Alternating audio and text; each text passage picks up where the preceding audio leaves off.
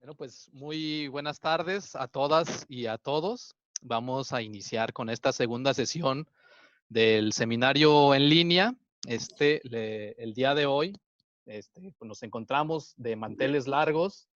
Tenemos un panel muy extenso, muy completo, con unas destacadas trayectorias y bastante conocimiento en tema de accesibilidad universal y diseño incluyente en ciudades.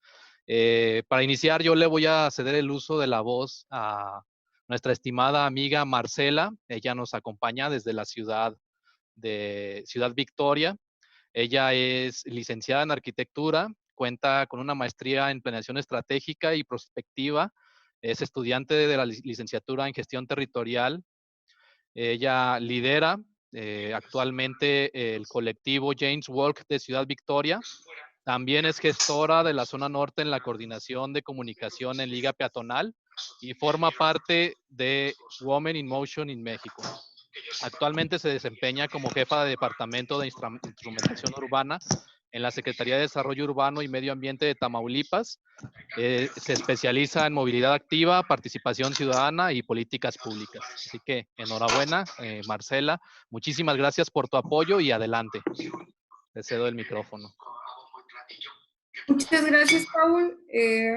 Bueno, bienvenidos a todos a este seminario sobre accesibilidad universal y diseño incluyente en ciudades. Primeramente, además del agradecimiento a la invitación de estar compartiendo este espacio con expertos y personas motivadas en impulsar desde sus espacios y desde sus puestos estas temáticas en cada una de sus ciudades. Quisiera aprovechar para presentar y dar lectura a cada una de las semblanzas de quienes nos van a estar hablando acerca de las distintas temáticas que se van a abordar el día de hoy durante el seminario. Y quisiera empezar primero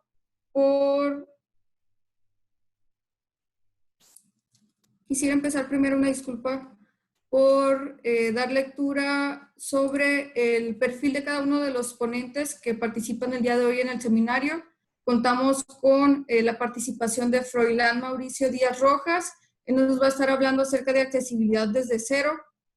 Es activista en pro de los derechos de las personas con discapacidad y colaborador de diferentes organizaciones públicas y privadas.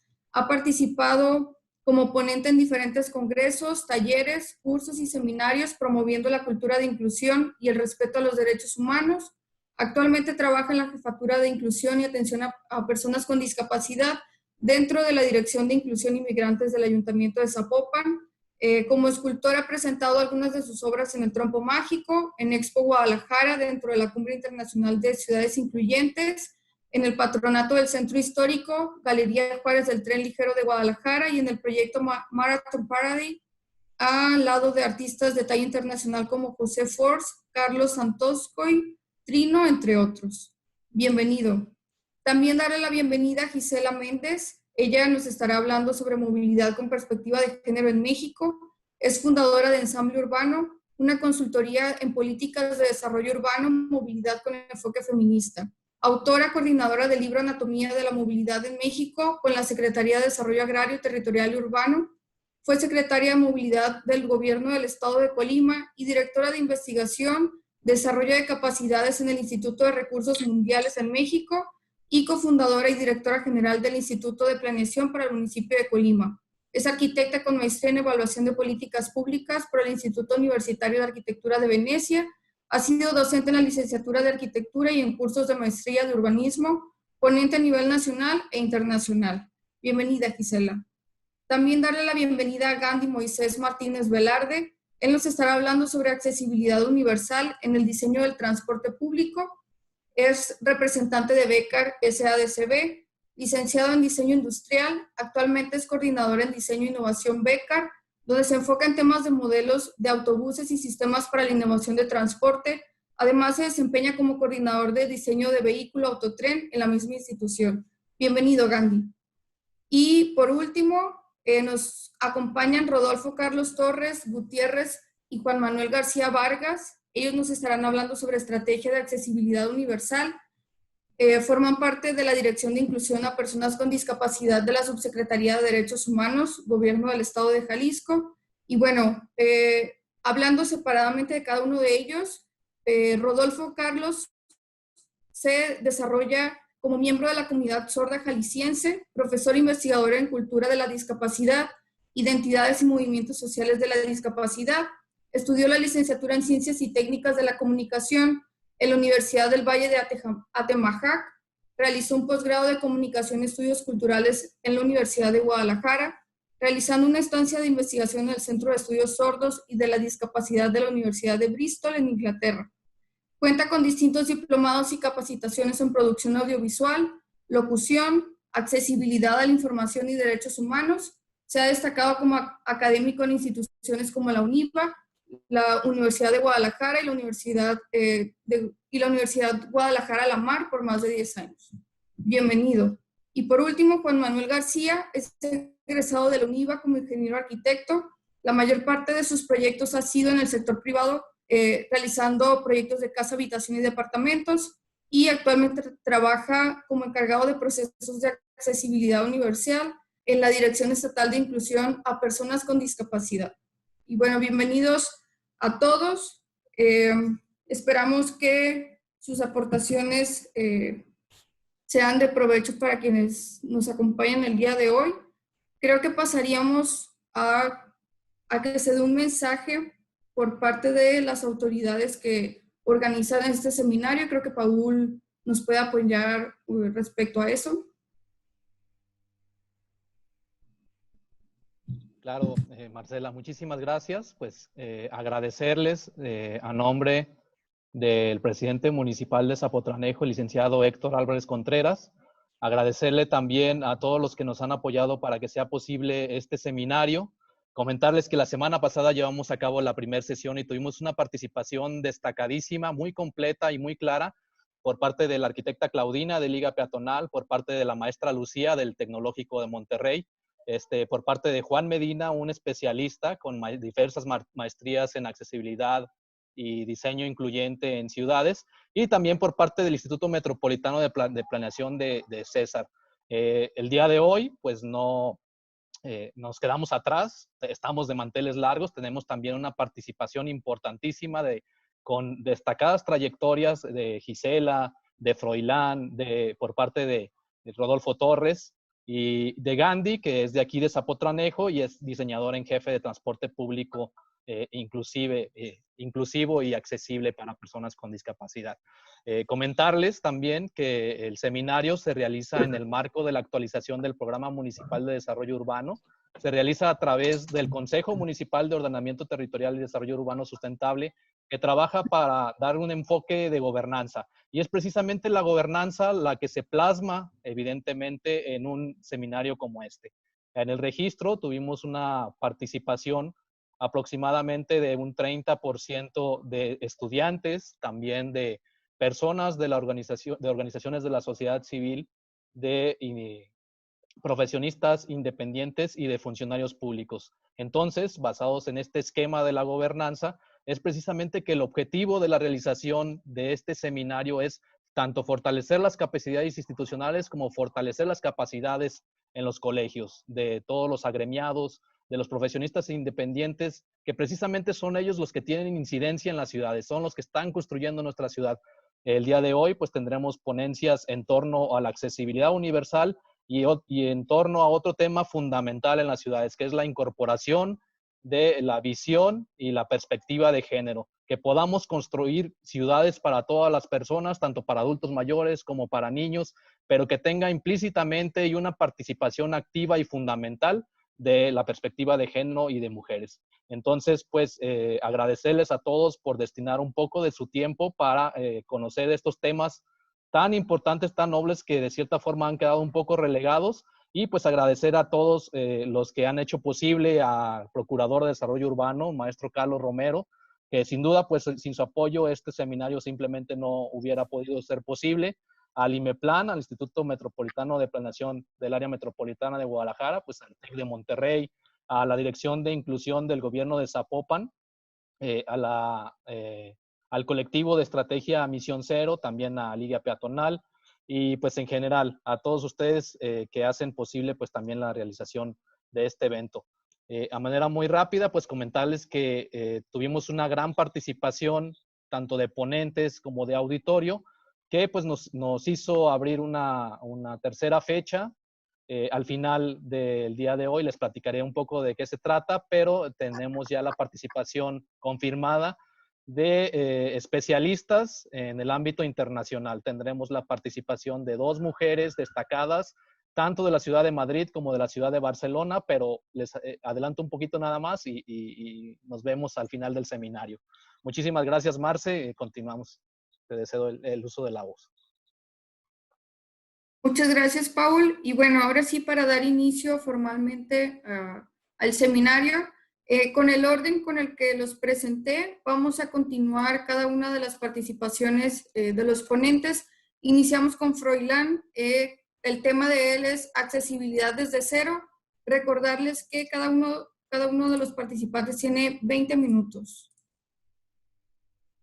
Si quieres, nada más, perdón, Marce, antes de iniciar con nuestro primer ponente, disculpa, que nos dé también un breve mensaje de bienvenida el arquitecto Diego Padilla, presidente del colegio, y posteriormente el maestro Carlos Romero, que también en coordinación con ellos fue que se organizó este seminario.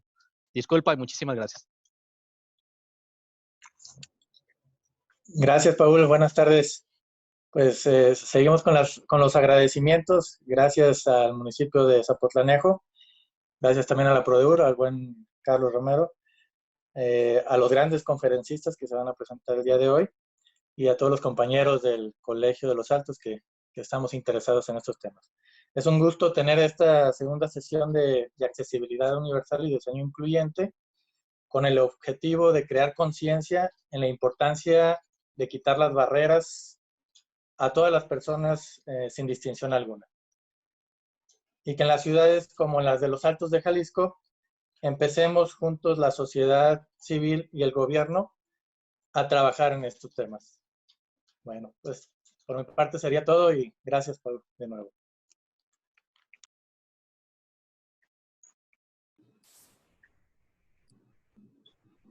Bueno, pasaríamos al final entonces con el mensaje del Procurador de Desarrollo Urbano, Carlos Romero Sánchez. Hola, muy buenas tardes a todas las personas aquí presentes. Saludar a Juan Manuel, Rodolfo, Gaby, a Gandhi, mi querida Gis, a Froilán. Y bueno, felicitar esta iniciativa del gobierno de Zapotlanejo, también de Diego, al frente del Colegio de Arquitectos de los Altos. Y bueno, un gustazo participar con ustedes otra vez, dando seguimiento, como decía Paul, a esto que inició la semana pasada. Pues un mensaje muy breve, iniciando con la frase que la accesibilidad debe estar ahí para quien la necesita, pero pasar desapercibida para todas las demás personas. Este concepto se ha manejado a fondo por gente como Rovira Vileeta, en otros continentes, y es algo que nos debe de servir de ejemplo, que sí estén ahí, pero que estén desapercibidas para todas las demás personas. Hablaría de 3 líneas que tienen que ver con la inclusión social, que tiene que ver con la igualdad de derechos y participación para todos, la inclusión económica, que tiene que ver pues, con la generación y accesibilidad de empleos, pero especialmente con la inclusión espacial, a la que hoy este excelente panel se referirá. Y pues les reitero un gran saludo y un gusto de tenerles aquí en nuestras pantallas. La dotación de servicios asequibles para todas las personas, la vivienda, el agua, el saneamiento y fundamentalmente la accesibilidad que debe tener todas las personas en nuestros entornos urbanos. Eso materializa el derecho a la ciudad.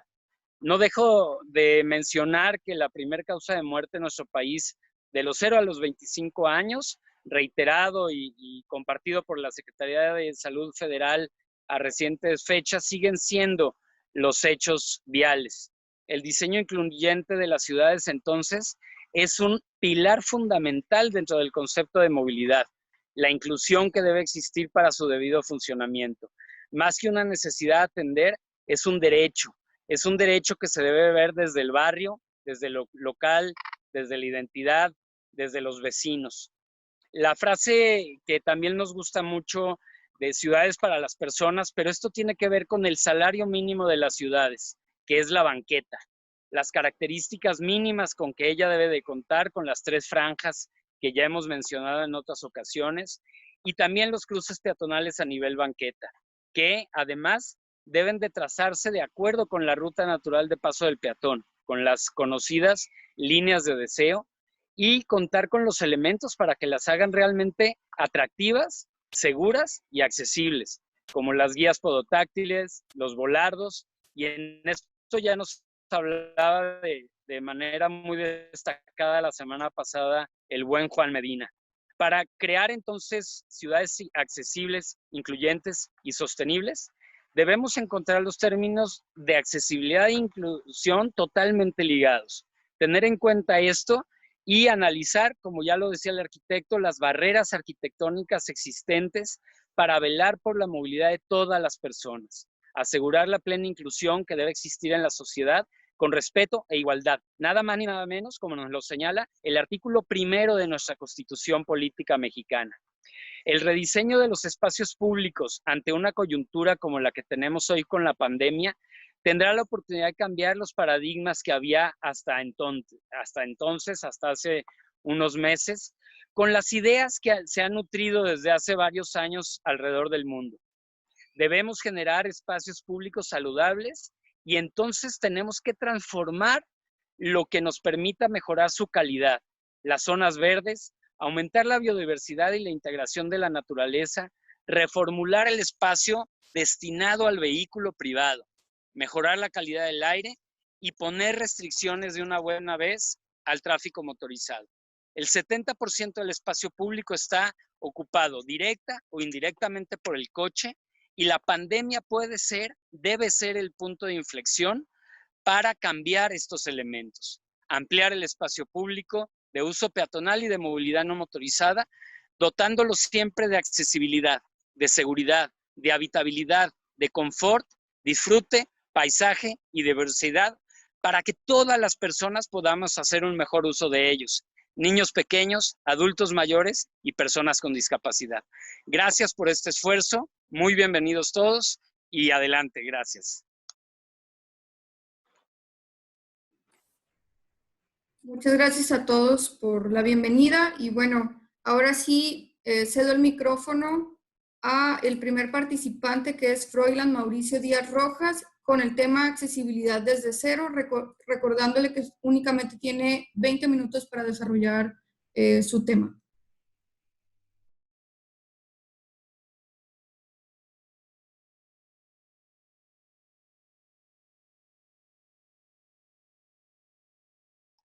Prende tu micrófono, Froilán, porfa.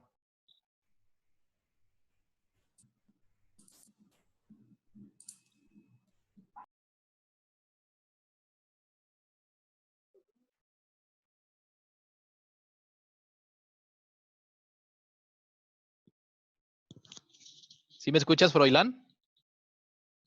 Nada más hay que prender tu micrófono. Ahí está. Ya se volvió a apagar. ¿Ya me oyen? Ahí está, ahí está. Sí, listo. Ok. Bueno, mi tema, como bien comentas, es accesibilidad desde cero. Para entender un poco el por qué este nombre, los voy a contextualizar de una acción que se está llevando desde la Dirección de Inclusión Inmigrantes de Zapopan, por medio del área de discapacidad. Esta acción comprende lo que viene siendo la accesibilidad universal en espacios físicos. Como antecedente, en la administración pasada, bueno, algunos saben que esta administración ya va para 5 años de esta administración, pues nuestro alcalde, el licenciado Pablo Lemus, se reeligió y afortunadamente pues fue reelecto y entonces llevamos 5 años, como quien dice, de esta administración. En los 3 primeros años se generaron acciones muy, muy buenas en pro de la accesibilidad universal, como el programa de banquetas libres, que básicamente es llegar a 300 kilómetros de banquetas accesibles, con accesibilidad universal. Se hicieron parques incluyentes, se hicieron ciertas modificaciones en la infraestructura para mejorar la accesibilidad de las personas con discapacidad. Esto es como antecedente, ¿no? De hace 3 años lo que vino surgiendo. Pero también en esos 3 años lo que fue pasando fue que algunos diagnósticos de accesibilidad se hicieron en algunos edificios del ayuntamiento. Lo que nos dimos cuenta cuando se crea la Dirección de Inclusión Inmigrantes y ahora hace 2 años que tiene la creación de esta dirección, nos dimos cuenta que estos diagnósticos de accesibilidad, pues además de que eran demasiado caros, muchas veces no estaban bien diseñados o no estaban bien planeados, bien ejecutados o bien dirigidos. Entonces, afortunadamente, entra la administración del gobierno del estado, que nuestro amigo Rodolfo Torres más adelante les platicará. Entra la administración y pues se empezó a hacer una cierta sinergia, ¿no? Entre el ayuntamiento de Zapopan y el gobierno del estado por medio de la Secretaría de Derechos Humanos, de la Dirección de Inclusión de Personas con Discapacidad del estado. Empezamos a tener como cierta vinculación, cierta sinergia, y ellos, muy favorable para nosotros, nos propusieron comenzar con como una prueba piloto del Plan Estatal de Accesibilidad. Esto era una prueba piloto ya que era la prueba punta o la punta de lanza para comenzar acciones que permitieran llevar este plan a otros municipios. Lo que se fue generando primero fue este acercamiento, luego ver cuáles eran las necesidades para comenzar a ejecutar el plan de accesibilidad, ver estrategias de con qué nos íbamos a respaldar o de qué herramientas nos íbamos a apoyar para poder ejecutar este plan de accesibilidad. Nosotros desde Zapopan pues fuimos gestionando los espacios que íbamos a diagnosticar, fuimos viendo cuáles eran prioridad de sector salud, de Comude, el primer cuadro de la zona centro de Zapopan, presidencia de Zapopan, el edificio del CIS. Este edificio es el edificio que va a albergar el 80% de los servicios de Zapopan. Las siglas de CIS significa Centro Integral de Servicios Zapopan. Entonces, el 80% de la administración pública va a estar en ese edificio. Afortunadamente, cuando nuestro amigo Rodolfo se acerca a nosotros a ofrecernos colaborar, a empezar a echar a andar la prueba piloto del Plan Estatal de Accesibilidad, el edificio del CIS estaba en plena construcción. Actualmente, pues prácticamente ya está terminado, ¿no? Pero en ese momento que les estoy hablando, que fue hace 1 año, pues estaba en plena construcción. Entonces, así fuimos detectando ciertos puntos de la zona metropolitana, no solo puntos ahora sí que muy urbanizados, sino también rurales, como lo fue la venta del Astillero, que es una zona de aquí del municipio, pues rural.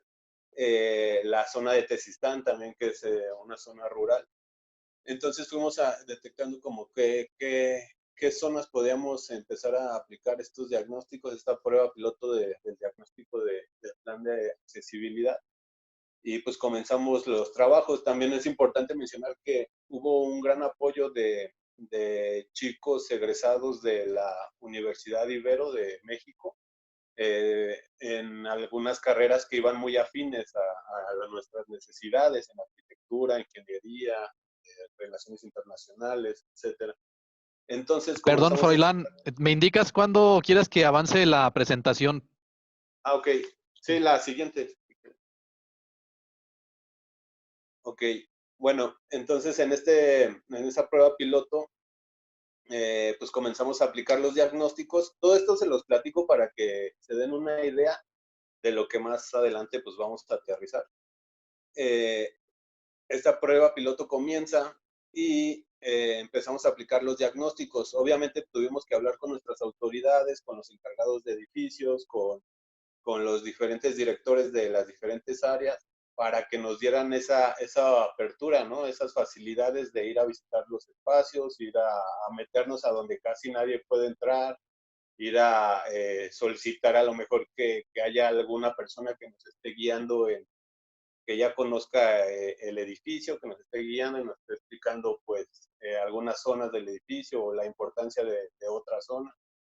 Entonces, toda esta gestión, la Dirección de Inclusión de Zapopan fue de lo que se encargó. Los recorridos consistían en, pues prácticamente son recorridos de superficie, ¿no? De campo. Ir haciendo el levantamiento y ir palomeando qué obstáculos nos íbamos encontrando, cuáles eran las necesidades, puntualizar cuáles eran los requerimientos en ciertas zonas y pues siempre estar más que nada observando, ¿no? Haciendo las recomendaciones necesarias. Entonces todo eso se va documentando, se va haciendo el levantamiento y posteriormente pues ya se le presentó al secretario general, que fue el que los resultados se los comunicó a nuestro alcalde y en ese proceso pues el alcalde y el secretario general lo vieron muy favorable, ¿no? Porque como hace un momento les comentaba, muchas veces estos diagnósticos de accesibilidad, si vas con una empresa privada, pues salen muy caros, ¿no? Y muchas veces solo se queda en papel, no hay cómo lo plasmes, porque no existe dentro de los ayuntamientos, o generalmente no hay dentro de los ayuntamientos, personas que estén enfocadas en ese tema específicamente. Entonces, una persona que solicita el diagnóstico en una empresa privada, lo solicita, les dan los resultados y se queda ahí en letra muerta. No hay quien le dé el seguimiento, no hay quien pueda velar, ¿no? Porque se cumplan esas recomendaciones que se hicieron. Entonces, el alcalde y nuestro secretario general, pues vieron muy favorable todas estas acciones. Tanto así que pues, se han seguido haciendo vinculaciones. Ahora ya participamos muy de lleno con obras públicas, la Dirección de Obras Públicas del Ayuntamiento. Y ya el alcalde dio la orden de que todas las edificaciones que estén en construcción, pues veamos la forma de generar esa sinergia tanto con el gobierno del estado como con instituciones públicas y privadas para que podamos ver la forma de diagnosticar esas edificaciones. Esto viene a lo del título del tema, de la accesibilidad desde cero, porque poniendo el caso específico del edificio del CIS, del Centro Integral de Servicios de Zapopan, como les comentaba, este edificio pues hace un año estaba en plena construcción. Entonces, eso fue muy favorable y es algo que muy importante que nos dimos cuenta con todo este plan estatal de accesibilidad y esta prueba piloto en Zapopan, de que había edificios en los cuales tenían, no sé, 20, 50 años de haberlos hecho y pues que sí, había muchas áreas de oportunidad en donde podíamos hacer adecuaciones, pero la infraestructura y el entorno pues realmente impedía, ¿no? Estas adecuaciones, estas medidas de accesibilidad. Entonces, pues a veces por más que uno quiera realizar las recomendaciones y ejecutarlas, pues el entorno y el contexto pues no te da, ¿no? Los espacios físicos no te dan para hacer esas adecuaciones. Lo que pasó en el CIS y que ha sido muy bueno para nosotros es de que como este edificio ya estaba en construcción, estaba en plena construcción, las recomendaciones, muchas de ellas se hicieron muy a tiempo. El arquitecto Juan, pues no me dejará mentir, del gobierno del estado. Hoy lo platicábamos de que una de las entradas principales en su momento cuando nosotros fuimos, estaba diseñada de que tuviera escaleras para las personas que no tienen ninguna discapacidad. Y por un lado, a no sé, 100, 150 metros, estuviera la rampa para personas usuarias de silla de rueda o personas adultas mayores. Y en ese momento nosotros, el maestro Fausto Esparza, también del gobierno del estado, les hicimos la recomendación a obras públicas de que eso pues sí es una buena acción, ¿no? En tomar en cuenta a las personas con discapacidad, pero pues no era una acción inclusiva, era una acción pues prácticamente segregadora, ¿no? De, de que unos tienen que entrar por las escaleras, pero si tú eres usuario de silla de ruedas, pues te vas por un lado y entras por allá, ¿no? Entonces ahí se les hizo la recomendación pues de que lo mejor era que todos entraran por el mismo espacio y pues afortunadamente nos hemos dado cuenta que pues sí hicieron caso, ¿no? A esas recomendaciones. Las personas pues ya ese diseño de escaleras y rampa por un lado, pues ese se eliminó y se buscó la forma de que todas las personas entraran por la misma entrada y pues sin importar, ¿no? La condición física. Entonces la importancia de la accesibilidad desde cero nos referimos básicamente a eso, de que muchas veces es más barato, más factible, más viable cuando vamos a construir una edificación, pensarla desde cero, pero inclusiva, ¿no? No ya cuando lleva un 80% o ya tiene un 100%, ya tiene años de haber sido creada. Es la importancia de la accesibilidad de cero, incluso pues está comprobadísimo que los costos pues bajan prácticamente, bueno, realmente no tengo el dato de cuánto, pero bajan demasiado si el diseño universal lo contemplamos desde un principio. También, bueno, la siguiente diapositiva. También la importancia de estos diagnósticos de accesibilidad y de todos los diagnósticos, todo lo que tenga que ver con personas con discapacidad. El tomar en cuenta a la comunidad con discapacidad es algo que a nosotros como gobierno de Zapopan y al gobierno del estado es primordial, ¿no? Siempre contemplar las necesidades de las personas con discapacidad. He visto muchos expertos que saben del tema de accesibilidad universal, que pues no tienen discapacidad, tienen, no sé, 20 diplomados, etcétera, pero nunca se han acercado a aplicar sus diagnósticos con personas con discapacidad, hacer el recorrido con personas con discapacidad y que las mismas personas te digan, esto sí sirve, esto no sirve, esto es un gasto innecesario. Eso es lo que más suma a estos tipos de diagnósticos del Plan Estatal de Accesibilidad. Porque muchas veces pensamos que por haber conocido a una persona con cierta discapacidad, todas las personas van a tener a requerir esas adecuaciones. Y la realidad es que no, pues todas las personas pues tenemos diferentes necesidades, pero hay necesidades que sí son más generales y necesidades que son más específicas. Entonces la importancia de siempre contemplar a las personas con discapacidad. Yo sí haría como la recomendación al municipio de Zapotlanejo, si va a comenzar en estas arengas del tema de accesibilidad universal en espacios físicos, pues que empiecen a visualizar, a hacer un mapeo de qué actores hay en su municipio con diferentes discapacidades y que a estos diagnósticos o estos recorridos los inviten a participar y se darán cuenta que hay muchas cosas que a veces suponemos y que pensamos que son de una forma, pero ya a la hora de la práctica, de estar ahí recorriendo la superficie, pues son diferentes, ¿no? Esa sería una parte, contemplar a las personas con discapacidad. Y la otra, pues el tema de la sinergia, ¿no? La siguiente diapositiva, por favor. El tema de la sinergia es muy importante.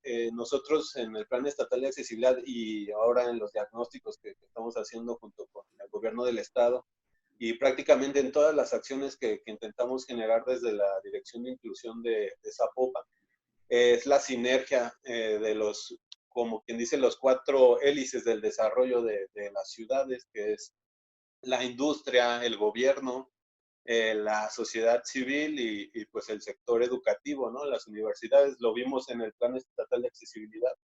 Las universidades pues fueron un factor importante para el apoyo a ejecutar estos diagnósticos. Muchas veces el ciudadano tiene la creencia que el gobierno pues o los ayuntamientos tienen los recursos necesarios económicos para ejecutar estos diagnósticos, pero a veces los recursos económicos y el recurso el recurso humano pues no es suficiente. Entonces es la importancia de hacer sinergia tanto con la sociedad civil como con las universidades, como el gobierno y con la industria. Actualmente en los diagnósticos que estamos aplicando en el municipio de Zapopan, ya no estamos haciendo aliados, estamos haciendo sinergia con el CEMIC, la Cámara Mexicana de la Industria de la Construcción, y el Consejo de Jóvenes Empresarios. Ellos tienen ahora sí que todo el conocimiento técnico para aplicar estos diagnósticos. Nosotros, pues obviamente tenemos ciertos conocimientos, pero pues obviamente como no somos arquitectos, pues sí es importante como tener un especialista, ¿no? Que te vaya Un orientando. minuto, Froilán, disculpa. Un minutito. Sí. Entonces, pues básicamente el mensaje es ese, la sinergia en esos cuatro ejes: industria, gobierno, sociedad civil y sector educativo. Esto se los platico pues más que nada como la experiencia que hemos vivido desde Zapopan, que ha sido muy, muy enriquecedora para nosotros y para toda la ciudad. Gracias. Muchas gracias, Froilán, por tu participación.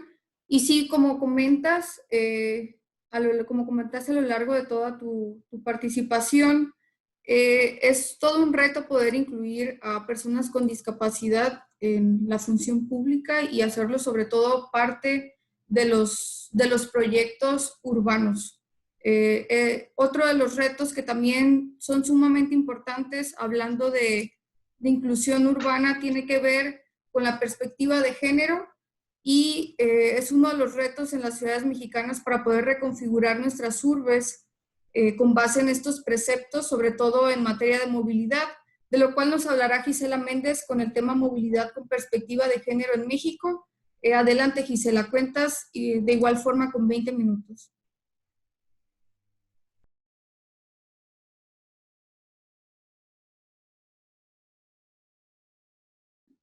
Hola, perdón que soy un poco más lenta con la tecnología entre apagar y compartir la pantalla, pero espero que se esté viendo mi presentación. Muchísimas gracias por la invitación. Me encanta que hablemos del tema de la inclusión, porque justamente viéndolo desde los diferentes ángulos de las personas que son más vulneradas por el sistema, porque han sido olvidadas, porque han sido homologadas como común denominador de un prototipo de persona, es que vemos esas diferencias y dificultades de acceso al espacio público, al espacio privado, a la arquitectura, al urbanismo, a los servicios y a muchas otras cosas. Como ustedes bien lo saben, últimamente sobre todo hemos empujado mucho el tema de hacer visible la movilidad de las mujeres en México, y eso es lo que me gustaría poder hablarles. Las mujeres tenemos experiencia de viaje en la calle diferente a los hombres. Cada vez que una mujer sale de su casa, antes de salir de su casa, estamos pensando cómo nuestras decisiones desde el horario, la actividad, el modo de vestirnos, cómo vamos a salir, cuál es el medio que vamos a utilizar, depende de cuál va a ser nuestra posible experiencia de viaje en el espacio. Depende de si vamos a tener que caminar en una calle oscura, antes del amanecer, tomar transporte público. Si en nuestro día a día, por ejemplo, tenemos que ir no solamente a un lugar, sino a varios lugares, cuáles son las condicionantes que tenemos que hacer para cada uno de estos lugares, y eso es lo que condiciona como un análisis multicriterio en nuestra cabeza, que tiene sobre todo el concepto de seguridad al centro, pues la condición de viaje que tenemos. Tenemos que empezar a pensar que las mujeres somos la mitad, un poco más de la mitad de la población mundial, y en México también lo somos, y en la mayoría de los estados en México, a excepción de 2, somos un poquito menos de la mitad, pero en el resto somos la mayoría, y somos también personas que generalmente hacemos viajes acompañando a otras personas que también tienen vulnerabilidades para moverse en la ciudad. Las mujeres hacemos este tipo de viajes. Ustedes salgan a la calle, busquen a una mujer y van a ver que casi nunca van solas. Siempre van acompañando a niños, a personas mayores, cargando cosas, y siempre vamos como en pares. Y no es un tema de que nada más queramos ir chismeando, platicando, es porque es un tema de seguridad y de labores de cuidado que hacemos durante todo el día. Y estas labores de cuidado generalmente las hacemos cuando transitamos en la calle, caminando y en transporte público, y tenemos que evaluar las ciudades cómo nos están ofreciendo condiciones de espacio público para tener esta experiencia de viaje en las ciudades que atienda a nuestras necesidades. ¿Cómo podemos medir esto? Desgraciadamente el INEGI no mide los viajes de cuidado, mide solamente los viajes que considera que son los más importantes, es decir, a la escuela y al trabajo. Los viajes que son productivos, es decir, los que tienen algún tipo de remuneración, incluyendo los de la escuela. Pero todos los demás, las compras, acompañar a alguien, ir al médico, ir de compras, todo lo que tiene que ver con cuidado, hasta la propia recreación, esos viajes no se miden. Y sin embargo, sabemos por la experiencia de otras ciudades en el mundo, particularmente las españolas que empezaron con todo esto en nuestra realidad latinoamericana, sabemos que esos viajes responden casi al 50, entre el 30 y el 50% de los viajes totales en la ciudad. Entonces, de inicio, decidimos no medir la mitad de los viajes que existen en la ciudad, pero medimos los viajes a la escuela y al trabajo y lo que tenemos disponible en México. Cuando vemos esta división, y ustedes lo están viendo en las pantallas, y la segregamos por hombres y mujeres, vemos que hay ya, aunque sea para estos viajes productivos, una diferencia importante de la decisión de los viajes. Las mujeres caminamos más, usamos más el transporte público y tenemos poco acceso por seguridad a la movilidad no motorizada.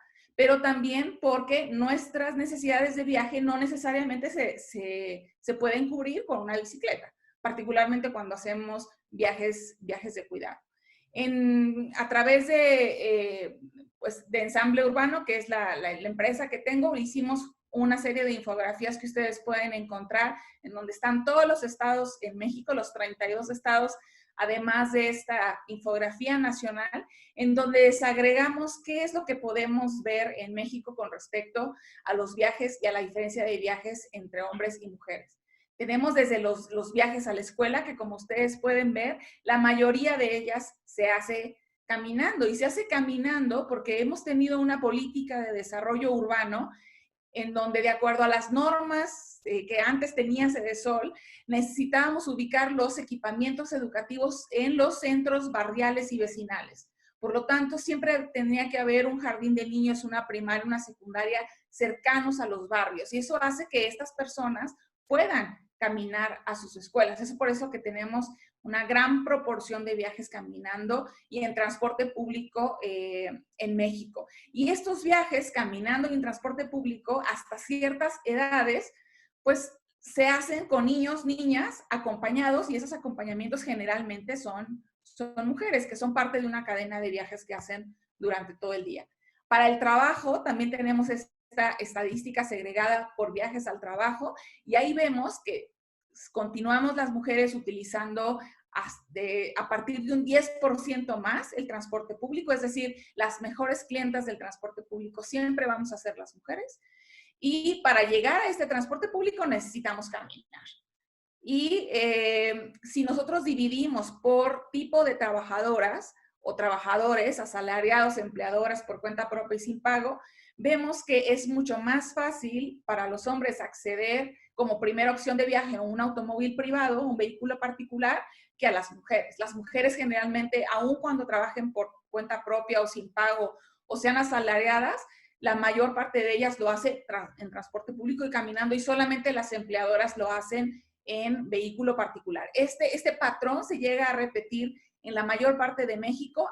Al norte del país hay un acceso y una prevalencia del uso del auto también para las mujeres, pero en el segundo lugar siempre va a estar los viajes a pie. Y en el sur del país muchas veces estos primeros viajes se hacen caminando y en transporte público, aún para los hombres. Particularmente hay ciertos estados de la República Mexicana como Yucatán, Campeche y otro que no recuerdo, en donde la primera opción de viaje para un hombre que no trabaja es la bicicleta. Y eso es una estadística importante. También lo que podemos ver, de acuerdo a las estadísticas de la movilidad, es que Aun cuando, si ustedes ven, los viajes en vehículo privado son más o menos similares entre hombres y mujeres, 8 de cada 10 accidentes son provocados por hombres, y cuando exista una condición de discapacidad temporal por estos accidentes, esos trabajos de cuidado los va a hacer una mujer y se va a hacer más conflicto en la organización de su día para llevar a cabo estos trabajos de cuidado. ¿Qué es la movilidad del cuidado? Pues son todos esos viajes que no son a la escuela y al trabajo. Y esta es una gráfica, bueno, es una tabla de la encuesta, la última encuesta Origen y Destino que tienen en Barcelona. Sí, se entiende, aunque está más o menos está en catalán, pero como puedes ustedes ver en la tabla, la mayor parte de los viajes que se desarrollan las mujeres son de cuidado. No es movilidad ocupacional, como lo mencionan, sino movilidad personal. 40% versus el 17%. Pensemos que en México solamente decidimos hacer que ese 17% sea el 100% de los viajes de las mujeres. Estamos olvidando el 40% de la realidad. Y eso es importantísimo, porque cuando planeamos el transporte público, cuando planeamos la necesidad de personas usando banquetas, equipamientos, iluminación, lo hacemos sin considerar que hay un 40-50% de viajes que no estamos visibilizando y no estamos contando.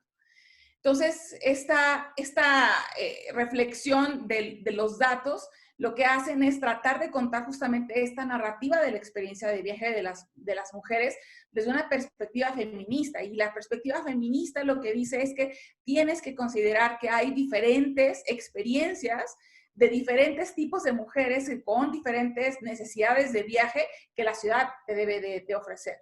Y eso parte desde los sistemas de movilidad hasta la definición de los usos de suelo, cómo estableces los equipamientos para que exista proximidad, para que las mujeres tengan que viajar menos y que en su barrio puedan obtener la mayor parte de las cosas que necesitan para su día a día. Si estas estadísticas las repartimos por género, por ejemplo, esta es la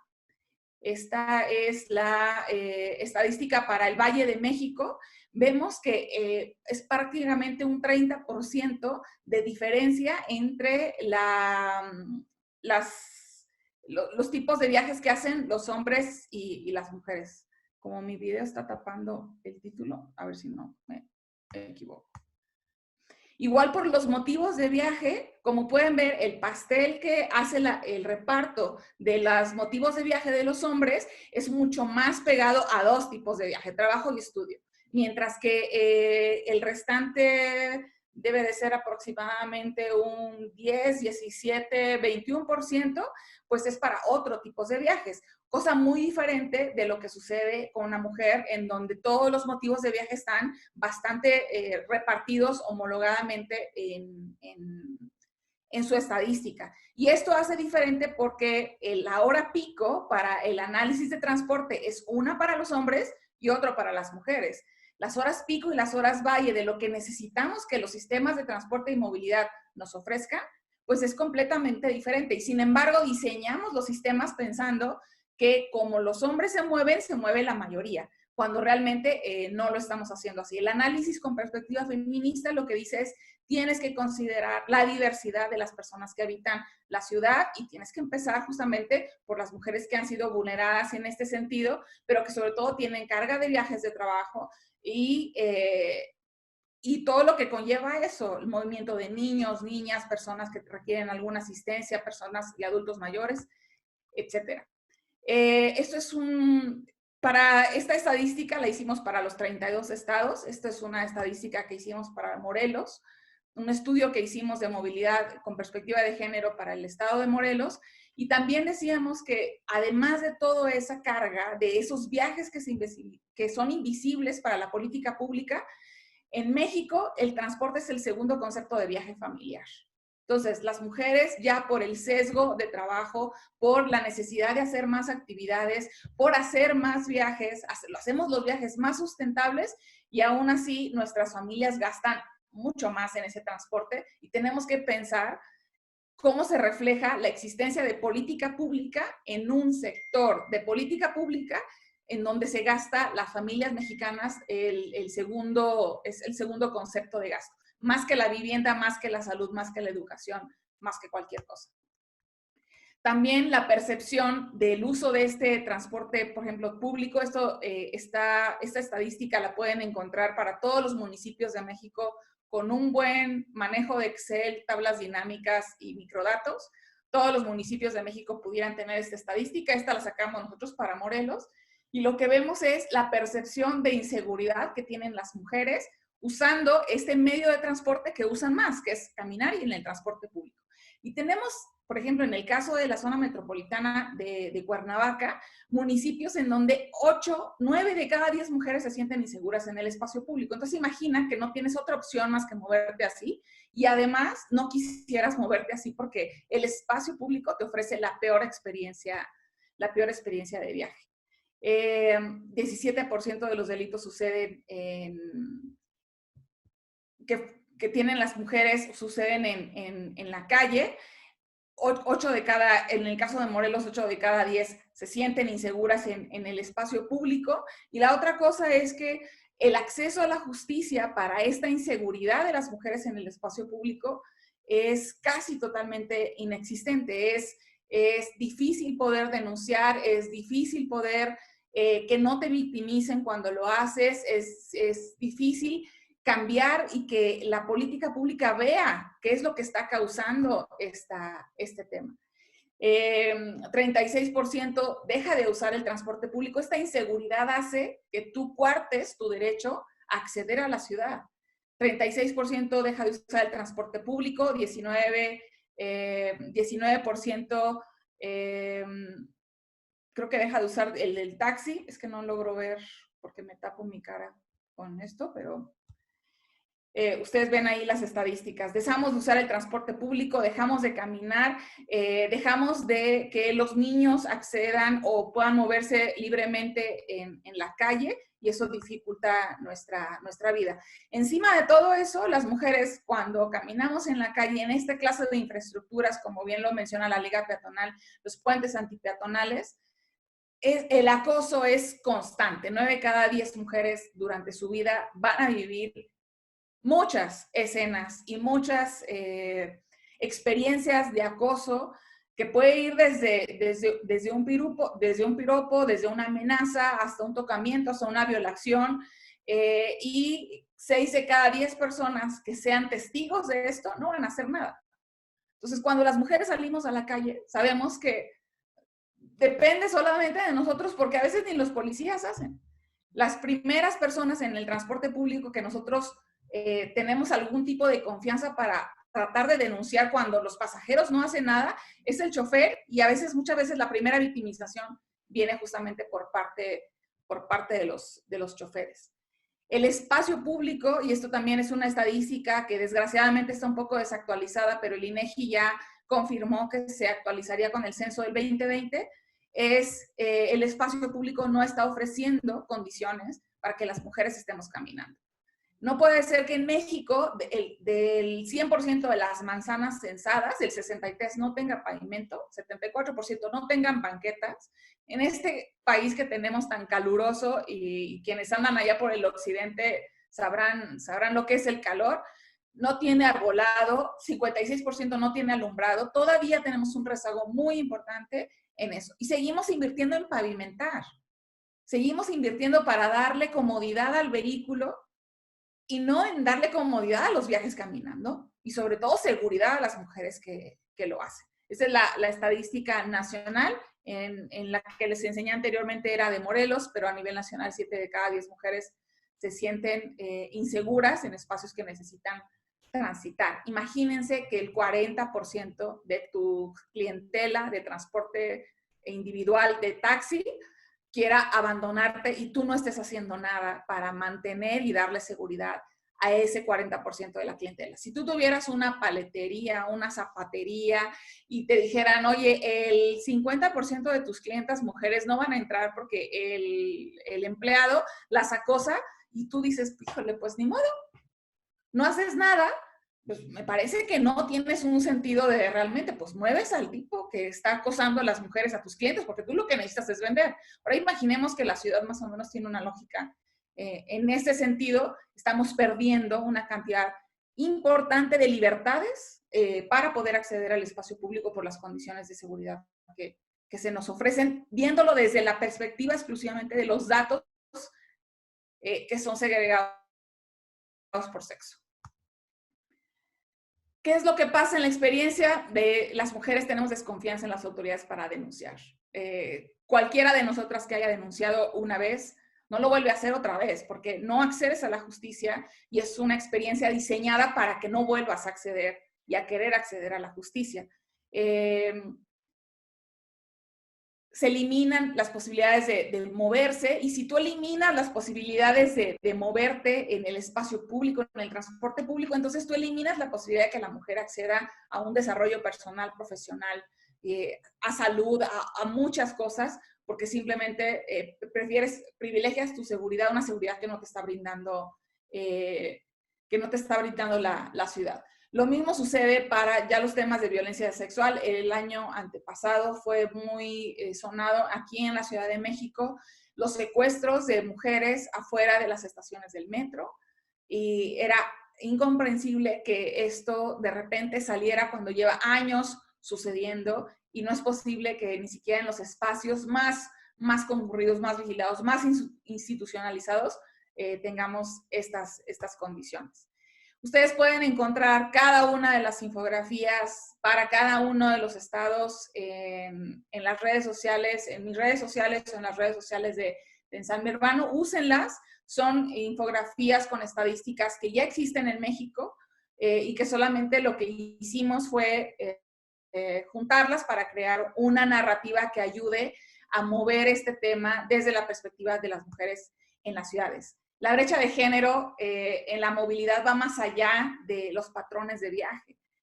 Cada vez que tenemos una conversación con quienes diseñan las ciudades, quienes somos mujeres y hemos participado en la política pública, y vemos que son salones llenos de hombres, las normativas llenas de perspectivas de hombres, y cada vez que tratas de poner un tema de la experiencia desde el punto de vista de las mujeres en la mesa, se hace complicado. Es un picar de piedra muy, muy difícil. Te das cuenta que los hombres consideran que su experiencia, que es la que conocen, es como la universal. Entonces, borran la experiencia del 50% del resto de la población. Y esto es importante seguir machacando en cada reunión, y que los hombres sean aliados de esta perspectiva para que también pongan en la mesa el conocer lo que no comprenden, que es lo que quiere decir ser mujer en la ciudad, y en las ciudades, y en las zonas urbanas y rurales. Hay un libro fantástico que les recomiendo, y lo que voy a poner es un par de citas de este libro de Carolina Criado Pérez, que se llama Mujeres Invisibles, en donde ella no es urbanista ni atiende los temas urbanos. Habla de una forma general de cómo a través del sesgo de los datos hemos invisibilizado por completo la diferencia de hacer política pública, política de mercadotecnia, diseño de todos los tipos. Tiene cientos de ejemplos de cómo esta invisibilización está impactando gravemente la vida de las mujeres. Lo que ella dice es, no es un tema de opinión, si la opinión está formada por cultura, y si la cultura está sesgada exclusivamente por hombres, entonces siempre esa cultura va a tener un hueco ahí de percepción con respecto a las mujeres. Quiere decir que las mujeres somos como si fuéramos la excepción y no la regla. Tampoco queremos ser la regla, queremos que se considere que somos la mitad de la población de la ciudad, del país, y del mundo, y particularmente para sistemas de movilidad somos las que más usamos esos sistemas. Sí, la cultura está dominada completamente por la experiencia de los hombres, y desde la perspectiva de los hombres se ve como universal, y entonces nos olvidamos, y lo repetiremos hasta el cansancio, que las mujeres somos la mitad de la población, y cuando una mujer llega y pone en la mesa que tenemos que ver una perspectiva diferente, hay que hacerle caso. ¿Por qué? Porque está representando al 50% de la población. no hay tal cosa como que las mujeres no trabajan. Y esto es una cosa súper interesante. Las mujeres hacemos muchísimo trabajo no remunerado. Y cuando en las encuestas del INEGI, y eso ustedes lo pueden revisar en los microdatos de cualquier encuesta, sobre todo en la de gasto de los hogares, cuando le preguntan a la mujer, ¿y usted trabaja? Y la mujer dice, no, solamente trabajo en la casa. Quiere decir que sí está trabajando, solamente que culturalmente hemos dicho que eso no es trabajar. Si tú no recibes una paga, entonces eso no es trabajar, cuando realmente el trabajo no remunerado es lo que está sosteniendo al trabajo remunerado. Y eso es súper importante, cambiar esa narrativa cuando hablamos de mujeres. En los países más desarrollados, en donde esta discusión se ha tenido con mucho más tiempo, se ha estimado que aproximadamente entre el 31 y el 75% de los ingresos hay de diferencia entre hombres y mujeres en su vida. Y eso es porque el trabajo no remunerado no se está considerando. Y sobre todo ahora en el periodo del COVID, que estamos todos en cuarentena, como que nos hemos dado cuenta de qué quiere decir mantener una casa, cuidar a una persona, trabajar y aparte cuidar y aparte mantener. Y de repente parece en las redes sociales como si los hombres se dieran cuenta de una realidad que era invisible cuando esa realidad siempre ha estado. Y tenemos que empezar a ver cómo desde las políticas del trabajo, de la movilidad, de la asistencia, del movimiento de carga, facilita que todas esas actividades de cuidado sean mucho más sencillas para quienes las hagan. En el caso de México y en el mundo, predominantemente somos mujeres quienes las hacemos. Cuando los planificadores no consideran la perspectiva de género, entonces los espacios públicos se convierten en masculinos por default. Y eso es algo que el urbanismo feminista ha estado insistiendo durante los últimos años. Tienes que considerar las condiciones de género, o sea, o las condicionantes sociales que determinan cómo hombres y mujeres usamos de forma diferente el espacio público para que el espacio público esté diseñado para todas esas necesidades. Y bueno, sí, igual como lo habíamos dicho antes, si no se considera en el diseño de los espacios públicos justamente el riesgo del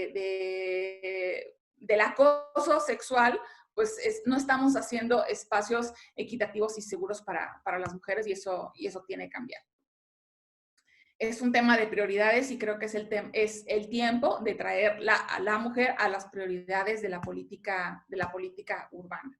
Y finalmente, bueno, este es un grupo de urbanistas, arquitectas de Barcelona que acuñaron el término de urbanismo feminista, que prácticamente tiene este objetivo, que es visibilizar que las ciudades y los pueblos se configuren desde una perspectiva considerando las necesidades de las mujeres, pero entendiendo que eso ha partido también de una conceptualización social de un sistema capitalista, patriarcal, que se ha girado en torno a pensar que el hombre es el sujeto homogéneo de toda la humanidad. Y es ver el espacio público, la planeación, la definición de equipamientos, la planeación de los servicios de transporte, la definición de políticas ciclistas, políticas peatonales, mobiliario urbano desde una perspectiva feminista. Pensar en el medio urbano con relación directa al medio ambiente es uno de esos principios, visibilizar a las mujeres como sujetos públicos, atender desigualdades económicas, considerar desigualdades raciales, trabajar desde la perspectiva comunitaria, incluir la salud desde la perspectiva holística. La seguridad de las mujeres no se puede perpetuar la idea de vulnerabilidad, es decir, las mujeres no somos vulnerables, sino que nos ha vulnerado el sistema, y esas vulnerabilidades que el sistema aporta a la experiencia de vida de las mujeres es la que debe erradicarse. La autonomía económica, hay que entender justamente el papel económico invisible que han tenido las mujeres en las ciudades y cómo la forma de las ciudades, desde los equipamientos, los usos de suelo, los sistemas de transporte, aportan a eso. Las transformaciones estructurales, sino parches del sistema, y reconocer las genealogías feministas, la dimensión colectiva y evolutiva. Hay algo de biografía o muy poco sobre esto, pero es importante empezar a ampliar justamente la perspectiva de análisis de la ciudad con este respecto. Tenemos que pensar en todas las personas que están en ese cruce, y en ese cruce hay una enorme diversidad, tanto de edades, de condiciones físicas, de sexo, de condiciones económicas, y lo que hace un cruce de ese tipo es hablarle a todas las personas. Eso es lo que nosotros vemos reflejados cuando vemos una imagen como esta. La ciudad tiene que ofrecer esa apertura y esa libertad para cada una de esas. No queremos ciudades diseñadas para las mujeres, queremos ciudades en donde las mujeres tengamos una posición, que nuestra experiencia se considere, se mida, se consideren las tomas de decisiones, de modo que realmente podamos experimentarla como lo que somos, seres humanos, y no solamente un espejo convexo de la realidad de los hombres. Esto se vio el 9 de marzo, antes de que arrancara la pandemia, con el Día Sin Mujeres. Las mujeres el 9 de marzo decidimos no salir, y entonces las ciudades se vaciaron. Y entonces ahí nos dimos cuenta de la fortaleza y el poder de la presencia de las mujeres en la calle y en la actividad de las ciudades. Entonces no tenemos que olvidar eso, particularmente ahora desde la perspectiva de la pandemia, y con eso terminaría yo por acá. Les agradezco la atención. Muchas gracias, Gisela. Definitivamente tocas muchos factores sumamente relevantes que deben ser considerados por quienes gestionamos las ciudades mexicanas, sobre todo en materia de movilidad, donde de por sí ya existen muchísimos retos que deben afrontarse y solucionarse, principalmente hablando de los medios de transporte. Y mencionas uno sumamente importante en el que nos movemos la mayoría de las mujeres, que es el transporte público, y del cual tiene muchísimos retos a la hora de hablar de inclusión urbana. De ello nos va a hablar a continuación Gandhi Moisés Martínez Velarde con el tema accesibilidad universal en el diseño del transporte público. Y antes de pasarle la voz, nada más para mencionarles que solamente quedan 20 minutos y que cuando miren esa reacción en mi pantalla significa que ya les quedan 1 o máximo 2 minutos para concluir con la idea que estén mencionando. Entonces, continuamos contigo, Gandhi, y muchas gracias, Gisela. Sí, hola, ¿qué tal? ¿Cómo están? ¿Sí me escuchan? Sí, hola, ¿cómo están? Sí, sí te escuchamos.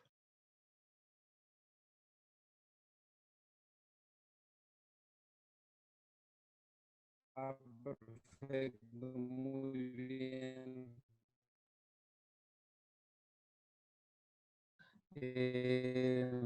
Muy claro, y una hermana que ha sido violentada, que ha sido su individualidad. La verdad, Gisela tocó un tema muy importante, fue lo que tengo, porque es un tema que hemos estado muy pendientes de hace años y de mi parte de la compañía, sumarnos por el tema de los temas de transporte con Gisela, en lo que podamos sumarnos con este grupo que están haciendo tan importante. Juro en lo que de esto van a salir muchos de esos Zapotlanejo el día de hoy. Pues bueno, fue lo que siento algo en el pecho, pero pues arrancamos el tema de la movilidad, que nos toca a nosotros con respecto a la accesibilidad universal del diseño de transporte. ¿Sí ven mi presentación en pantalla?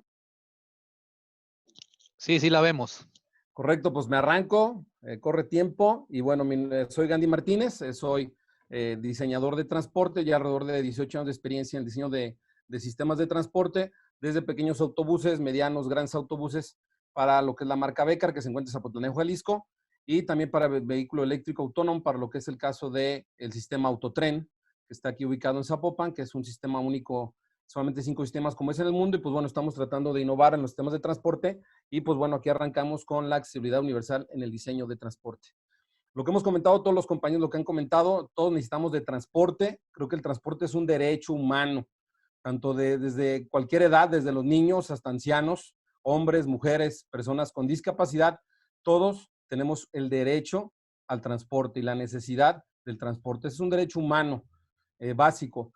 Comentaba Gisela que alrededor del la segunda inversión en el costo por familia es el transporte público. Entonces, esa es la importancia de la necesidad de la movilidad y de los de las empresas, los diseñadores, los ingenieros, los arquitectos, el brindarle el transporte para todos, que es fundamental, desde bebés que necesitan ir a vacunarse, hasta ancianos que necesitan ir a sus servicios de salud recurrente, ni que hablar los jóvenes, las mujeres que van todos los días a surtir de mandado a sus hogares. Entonces, esa es la importancia del transporte, de que todos necesitamos de transporte, es un derecho humano el que todos nos estemos moviendo. En esta imagen está, desde bebés hasta personas de la tercera edad, personas con cualquier forma de discapacidad, desde niños discapacitados, adultos mayores, jóvenes discapacitados, todos merecen y necesitamos movernos, es un derecho humano. En este caso, sabemos mucho que todos tendremos en algún momento una discapacidad, ya sea temporal o total. Todos hemos pasado o atravesado desde una lesión de un dedo en una mesa. Yo me fracturé este año el dedo chico, nunca me lo había fracturado, me dio un santo jodazo y ahí sentí lo que era cojear en ese pie. Dices, una insignificancia, el dedo chico me lo fracturé, pero era imposible caminar. Todos nos hemos esguinzado un tobillo, jugando fútbol nos hemos lesionado, una caída que nos ha lesionado un brazo, que nos ha fracturado la muñeca, el pie, la pierna, etcétera. Todos en algún momento vamos a sufrir una discapacidad, ya sea temporal o total. Creo que esa es la forma de mirarnos a todos como una misma persona. Los discapacitados los estamos tratando un poquito como fuera como fuera de la caja, ¿no? Yo soy el normal y tú el discapacitado, no. Todos en algún momento vamos a sufrir una caída, un accidente, una lesión, una cortada, una fractura, ya sea una cirugía, ya sea por un accidente automovilístico. Podemos padecer una discapacidad temporal o total y creo que ese es el factor fundamental. Todos estamos dentro de ese mismo espacio, todos estamos dentro de este mismo mundo. No hay que separar discapacitados de personas no discapacitadas, no, todos en algún momento, todos vamos a sufrir una discapacidad, ya sea temporal o total. Creo que ese es un factor fundamental. Y lo que comentaban, todos somos iguales, todos ocupamos en ese mismo espacio, compartimos esa misma área, esos mismos espacios, lo que comentaban al inicio de este seminario. Todos, independientemente de lo que hagamos o a lo que nos dediquemos, necesitamos ese mismo espacio. Entonces, esta es una imagen muy, muy clara donde hay diferentes actividades, diferentes personas ocupando el mismo espacio, donde todos somos iguales. Parte de las fases del transporte, de lo que comentaban también, el transporte son esas tres fases fundamentales que se identifican en esta imagen. Lo que es el first mile, lo que es la primera milla o el primer kilómetro, para acercarte al transporte público. La segunda fase es el transporte, el medio que yo voy a utilizar. Y la tercera fase es la última milla. Comentaba Gisela que en la primera milla y en la última milla las mujeres son violentadas muchas de las veces, entonces nosotros necesitamos estudiar y dar opciones de movilidad y dar opciones de soluciones de transporte. La primera milla, como vemos, se puede usar caminando, usando la bicicleta, usando movilidad no motorizada, electromovilidad, sillas de ruedas y algunos portables o algunos scooters. Hablábamos de las banquetas realmente es algo complejo, es un reto usar una silla de ruedas, unas muletas en las banquetas es casi muy, muy complicado, pero bueno, en la primera milla es como nosotros vamos a llegar al transporte. El transporte, bici, mototaxi, autos, taxis, autobús, tren ligero. Entonces, cada fase está identificada. ¿Cómo voy a llegar? ¿Cómo lo voy a usar? ¿Cuánto tiempo uso? Puedo caminar de 5 a 15 minutos para llegar al transporte público. En el transporte público son recorridos algo muy variados. Hay quien recorre 20 minutos, pero hay personas que se avientan casi todo el circuito o lo lento de la ciudad. Y parte de lo que se están usando en andadores, ciclovías, centros históricos, es cómo ubicar estas tres partes de la movilidad, la primera milla, el transporte y la última milla. Creo que es fundamental conocer esto para atender cada problema y cada necesidad que se presenta en cada una de ellas y innovar y dar solución a cada una de esas tres etapas, tanto en seguridad, en transporte y en logística. Eso es fundamental, conocerlo, desglosarlo, explotarlo y generar nuevos conceptos de soluciones. Y bueno, cuando nosotros mezclamos todo este tipo de soluciones, ya sea la bici, el uso de la movilidad no motorizada, portables, scooters, autobús, bueno, nosotros vamos a generar un transporte multimodal. Esto es, necesitamos generar sistemas de transporte, no solamente uno, decir que el autobús es la única opción o que el taxi es la única opción, que el Uber es la única opción, no. Si juntamos y mezclamos, combinamos todas las opciones vamos a tener un sistema multimodal que es más eficiente. No podemos decir que Uber es más eficiente que el autobús o que el autobús es más eficiente. Todos y cada uno aporta algo de valor, pero sí sabemos en este caso que el transporte público, en el cual se mueve la mayoría de las personas, es el transporte más seguro, más eficiente. El transporte público que viajen 80 personas en un autobús a 2 personas en un auto es más ecológico el transporte público, es más eficiente en el espacio que ocupa dentro de lo que comentan. Todo se está pavimentando, entonces el autobús ocupa menos espacio, mayor personas. Sabemos que esto va avanzando y que tal vez el transporte público no es lo más cómodo en horas pico, pero creo que eso es lo que tenemos que ir solucionando para hacerlo multimodal, o también de nuestra parte, en caso de Becar, estamos ya brindando otras soluciones al transporte, y creo que, bueno, las fases de transporte, primera milla, transporte y última milla, son las que nos van a determinar cómo innovar y cómo transformar la movilidad de las personas para hacerlo más cómodo, seguro y eficiente. Esto es parte de un blueprint que nos comparte el doctor Carlos Aceres. Doctor Carlos Aceres es el coordinador de investigación en ergonomía en la UEG, y con él colaboramos desde la Universidad de Leuven en Inglaterra. Él desarrolló este blueprint en donde se describen las acciones más críticas, tanto de adultos mayores como de jóvenes, en el transporte. Estas son las fases del transporte. Y nosotros revisamos en los cuadros de la parte aquí inferior cuáles son esas partes más críticas, que son estos puntos en rojo, que son para los adultos mayores, y también para los puntos en azul para los jóvenes. Como los puntos más críticos es subir los escalones, el punto más crítico es caminar hacia el asiento, mantener el equilibrio en el autobús, moverse hacia la puerta y bajar del autobús.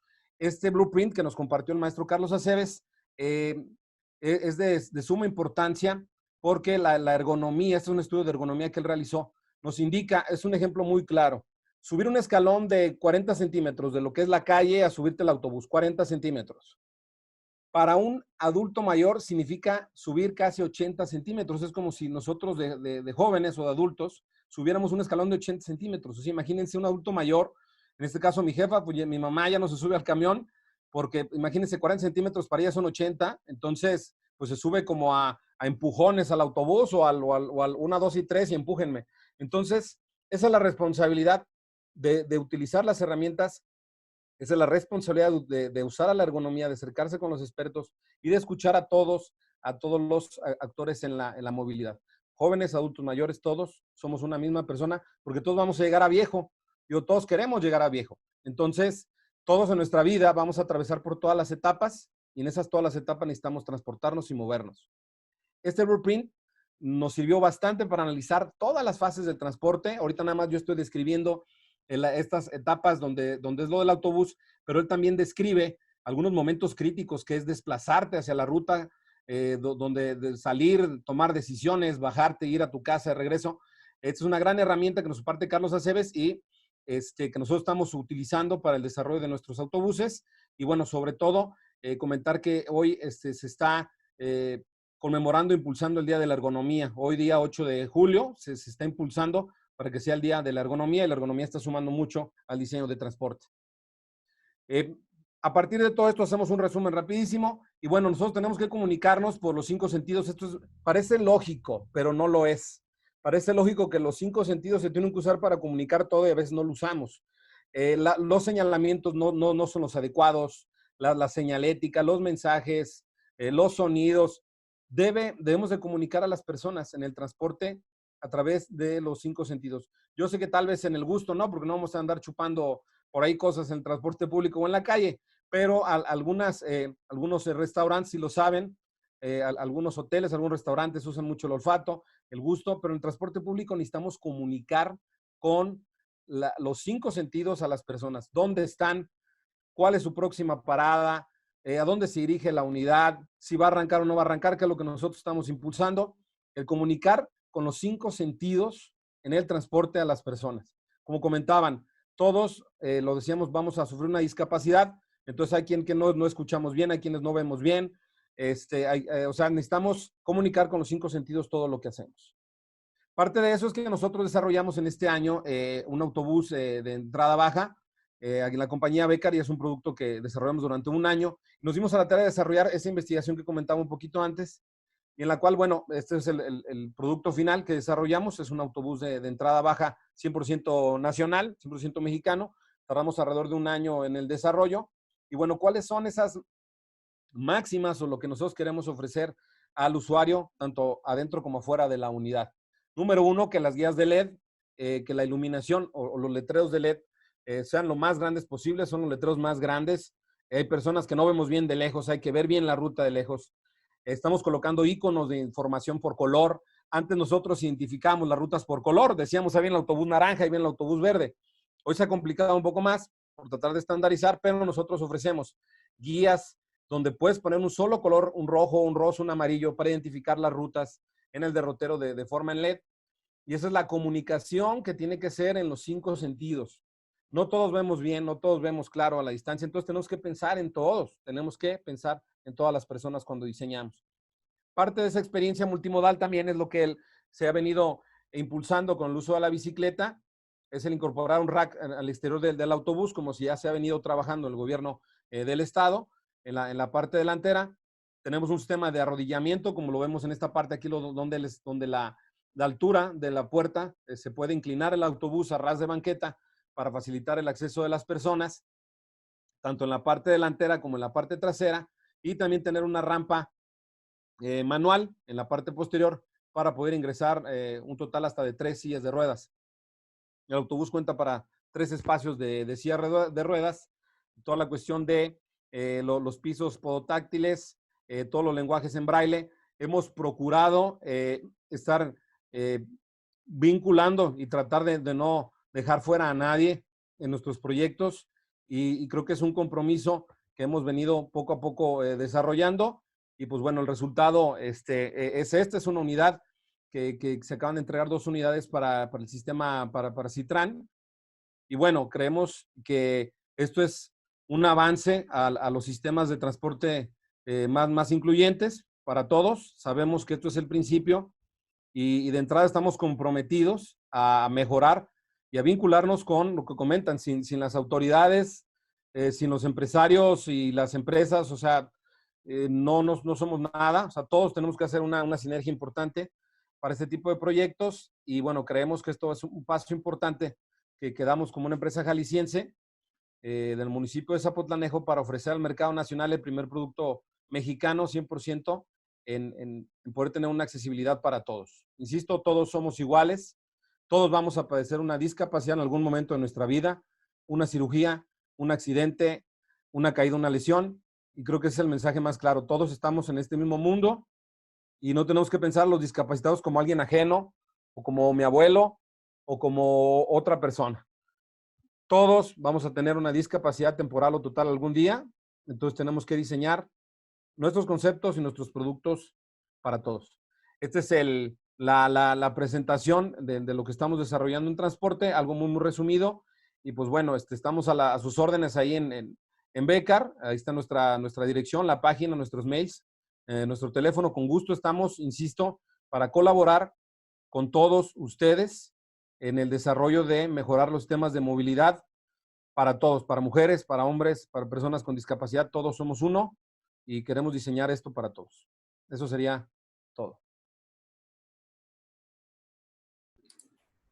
Muchas gracias por tu participación, Gandhi. Tal como comentas, existen muchos retos a los que se enfrentan actualmente el transporte público en México de manera general para poder ser accesible para todas las personas. Es por eso que se vuelve clave el identificar las problemáticas para poder crear estrategias.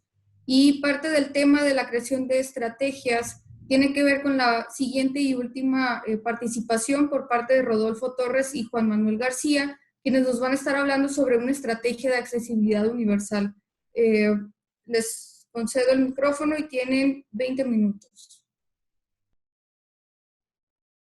Muchas gracias, Marcela. Bienvenidas y bienvenidos. Les saludamos con mucho gusto. Voy a compartir la presentación para iniciar la charla. Bueno, antes que nada, agradecemos mucho la invitación y también a todas y todos por sus comentarios. Me presento, soy Rodolfo Torres, regularmente Rodo. Soy miembro de la comunidad sorda del estado de Jalisco y actualmente al frente de la Dirección de inclusión a personas con discapacidad. Voy a iniciar con esta pequeña imagen, ya que a lo largo de la sesión, y es natural, es normal, pues se han estado utilizando conceptos de manera equivocada, sobre todo cuando nos referimos a personas con discapacidad.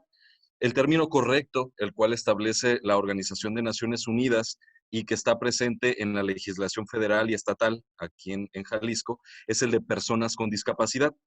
Cuando nos referimos a realidades concretas, por ejemplo, usuarios de silla de ruedas o personas de talla baja, vamos a utilizar la palabra o el concepto persona con discapacidad motora o persona con discapacidad motriz.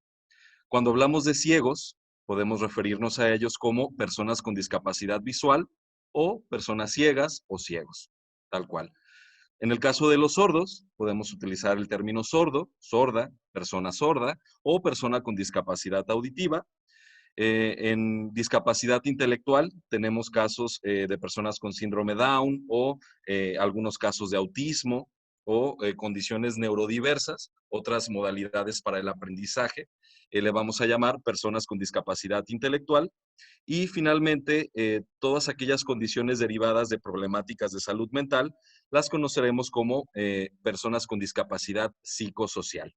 Del lado izquierdo están los términos inadecuados, que regularmente y están muy arraigados en nuestra cultura. Sí es importante que hagamos un trabajo interno, cada uno, cada una de nosotros, para identificar qué palabras utilizamos en lo cotidiano y cuáles son las que se invita a que podamos modificar por las que aparecen en la columna de la mano derecha. Me parecieron muy interesantes las primeras aportaciones. Sin duda alguna nos invitan a reflexionar el mundo en el que vivimos. Y una forma importante para esta agenda, que es una agenda bastante lastimada, invisibilizada, discriminada, pues una parte importante para abonar a ella es iniciando con los términos con los cuales nos referimos a esta. Bueno, ya entrando en preámbulo, les damos la bienvenida a la Dirección Estatal de Inclusión a Personas con Discapacidad y una de nuestras grandes obligaciones y responsabilidades es el que podamos implementar de manera práctica, aterrizada en el estado de Jalisco a través de sus 125 municipios, todos los acuerdos y tratados internacionales, en este caso la Convención de Derechos de Personas con Discapacidad de la ONU, que la podamos aterrizar en Jalisco, justamente para que reconozcamos a esta comunidad tan diversa y tan heterogénea. Tenemos la mala costumbre de que cuando hablamos de discapacidad, solamente reducimos el concepto a personas usuarias de silla de ruedas. O lo reducimos nada más a la imagen azul de la persona que está en silla de ruedas, cuando es un concepto sumamente amplio, complejo, heterogéneo, que nos habla de 1001 realidades.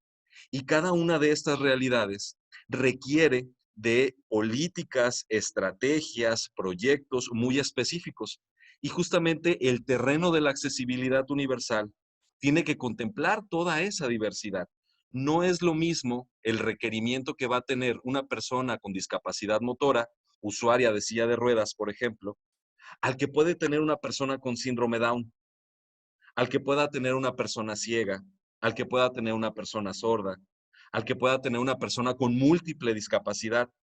Sí es importante que hablemos del tema así, discapacidad, pensándolo como un concepto complejo y un concepto que en este momento histórico nos exige y nos invita a interiorizarlo y reflexionarlo. Porque bien lo decía Gandhi, en ninguno de los que estamos presentes estamos exentos a poder desarrollar una discapacidad. Y ojo, hay discapacidades que se ven y hay discapacidades que no se ven. La discapacidad con mayor número de personas en México es una discapacidad invisible y es la discapacidad de tipo psicosocial. ¿Qué significa esto? La discapacidad psicosocial incluye condiciones como la depresión. Y ojo, no es lo mismo estar triste a estar deprimido como tal. La depresión, ¿no? Un problema de salud mental, es considerado como una discapacidad de tipo psicosocial. Las altas dosis de estrés a las que nos estamos enfrentando pueden detonar este tipo de discapacidad. Las ideaciones suicidas, forman parte de la discapacidad psicosocial, la esquizofrenia, la múltiple personalidad, la bipolaridad, todas estas condiciones forman parte de la discapacidad psicosocial, la número 1 en países como México, según lo señala la OMS. Entonces, para todas esas realidades, las que se ven y las que no se ven, y que están dentro de este concepto grandote de discapacidad, pues es importante generar proyectos para que tengan entornos accesibles, seguros, dignos y respetuosos.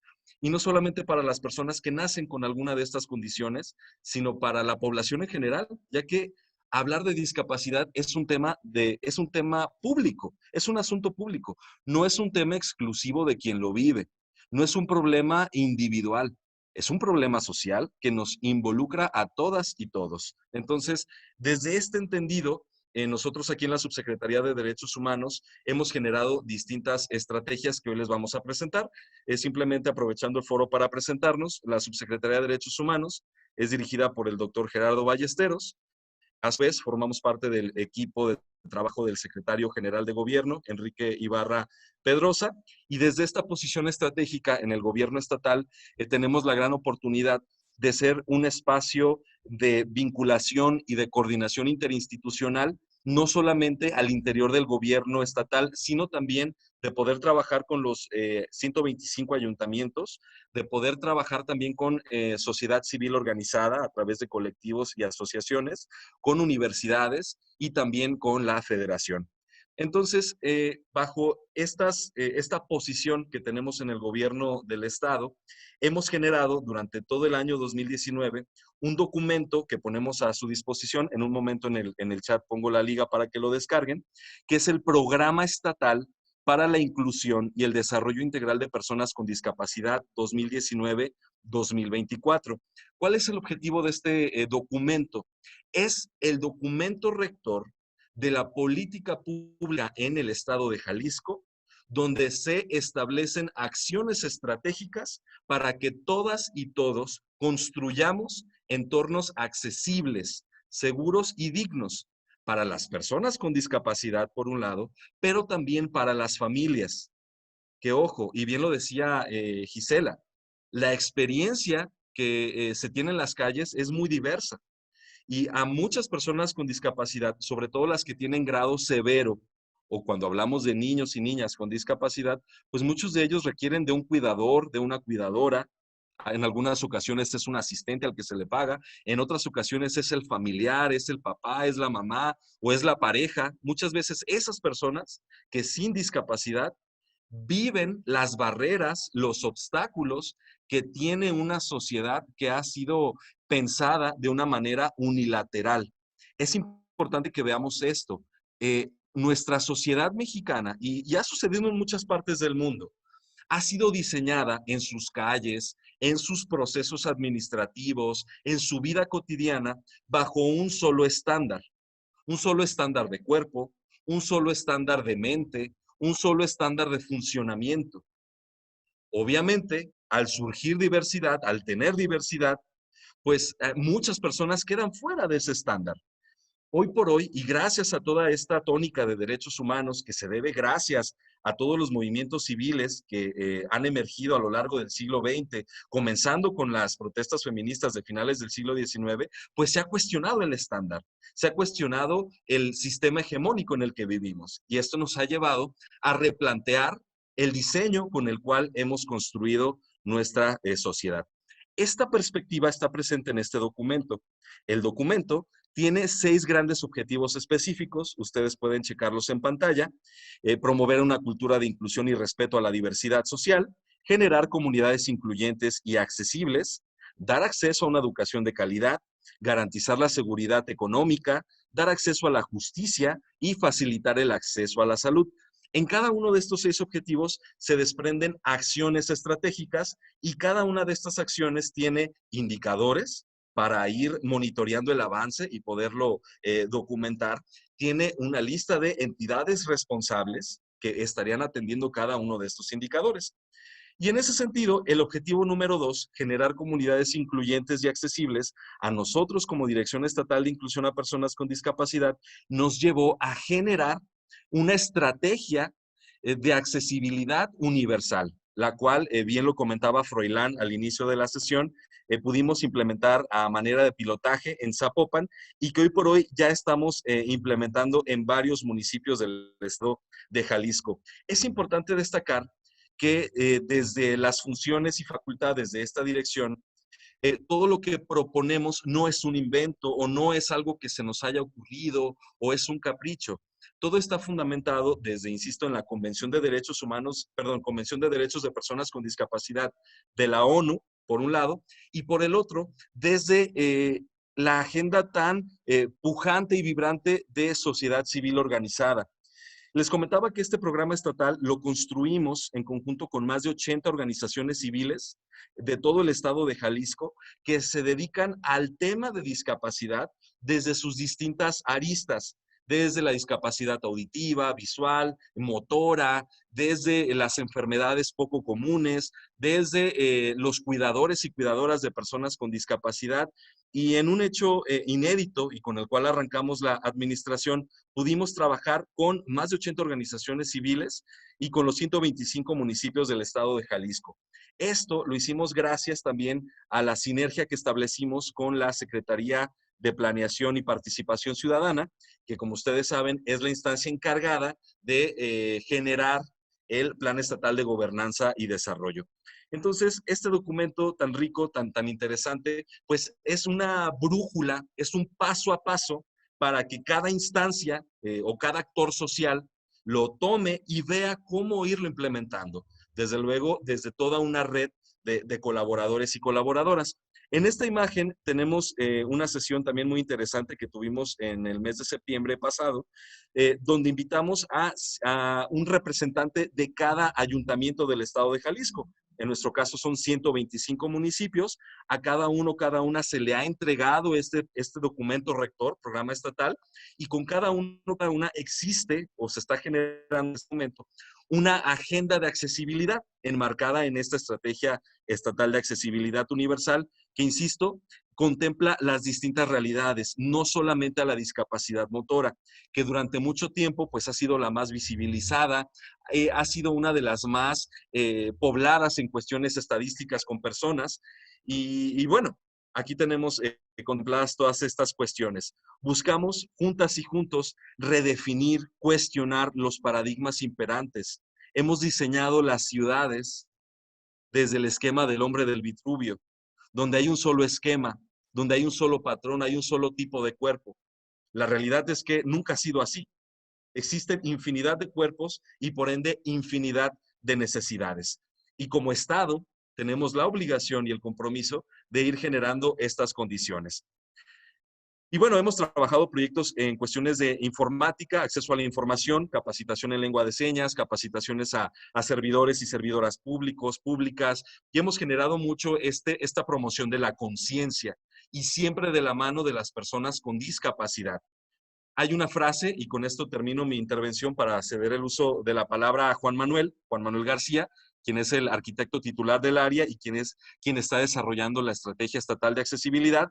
Y termino con esta frase: nada de nosotros sin nosotros. Es una frase que se ha agarrado y que se ha cobijado desde el movimiento civil de las personas con discapacidad desde principios de los años 80 para decirle al mundo, y no como una frase que polarice o que segregue, sino como una frase donde todas y todos vayamos bajo un mismo camino, que es el de la dignidad, la inclusión y la accesibilidad. Porque, insisto, trabajar estos temas van en beneficio de todas y todos. Nada de nosotros sin nosotros, y por eso todos los proyectos que aquí presentamos van en ese sentido. Manuel va a presentarles cómo hemos implementado esta estrategia estatal de accesibilidad a partir de un instrumento bastante amigable que nos va permitiendo identificar paso por paso, lugar por lugar, cuáles son las áreas de oportunidad para generar entornos accesibles. Vamos a centrarnos a continuación en lo relacionado a infraestructura y a espacio abierto. Todo lo relacionado a la accesibilidad a la información lo podemos dejar en otro momento y desde luego quien esté interesado o interesada lo podrá ver en el programa estatal o contactarnos de manera directa. A continuación va a ser lo relacionado a la cuestión de infraestructura y espacio abierto principalmente. Hasta aquí cedo la palabra a Juan Manuel. Hola, muy buenas noches. Buenas noches. Adelante, Manuel. ¿Qué tal? Desde la Dirección de Inclusión a Personas con Discapacidad, quiero compartirles este documento, que es la Estrategia de Accesibilidad Universal. Como saben, la accesibilidad para las personas convencionales que no tenemos una discapacidad puede ser una ventaja, pero para las personas con discapacidad es una necesidad. Dentro de aquí en la dirección tomamos estas normas oficiales que son mexicanas, que es la 030, que establece características arquitectónicas para inmuebles de atención médica ambulatoria y hospitalaria, la norma 050, que es para espacios públicos o abierto, y la norma 025. La norma 025, como bien lo menciona, es de igualdad laboral y no discriminación. Hace poco fuimos a una empresa, la empresa OmniLife, nos invitó a hacer un diagnóstico de accesibilidad universal. ¿Por qué? Porque quiere invitar y quiere contratar a personas con discapacidad. Es muy importante tomar estos temas. ¿Cuáles son los ejes de acción aquí que tomamos en la dirección? Y como son barreras arquitectónicas que en la sociedad siempre están presentes, que son los inmuebles arquitectónicos, los espacios públicos y equipamiento, sistema de transporte y plataformas de comunicación e información. Les voy a mostrar el siguiente anexo. Este es el anexo que utilizamos aquí en la dirección para hacer un diagnóstico, para ver el estado actual del inmueble, y así podemos generar una recomendación.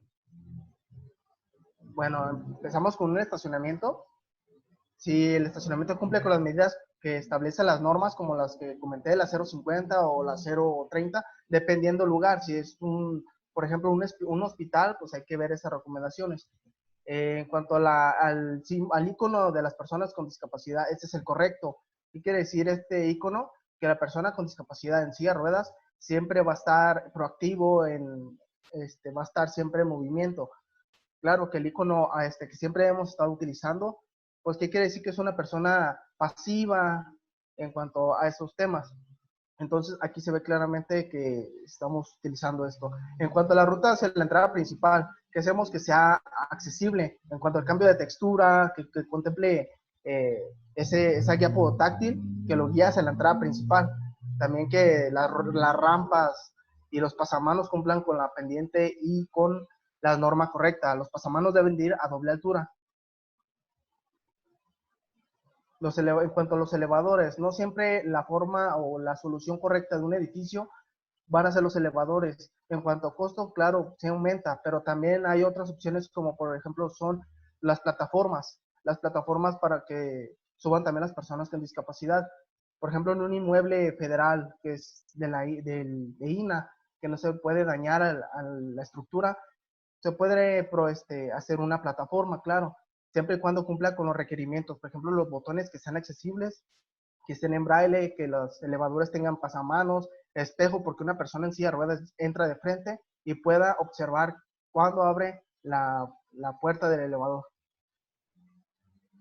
En cuanto a las rampas no deben de exceder más del 6%, y cuando una rampa pasa de 6 metros, hay que contemplar que esa rampa debe de tener un descanso de la medida de 1.50 al centro de la rampa, para que las personas con discapacidad no sientan como ese esfuerzo. Eso es lo que quiere decir la accesibilidad universal, bajo el mínimo esfuerzo, y siempre contemplando las guías portátil antes y después de cada cambio de nivel, así sea un escalón y las rampas.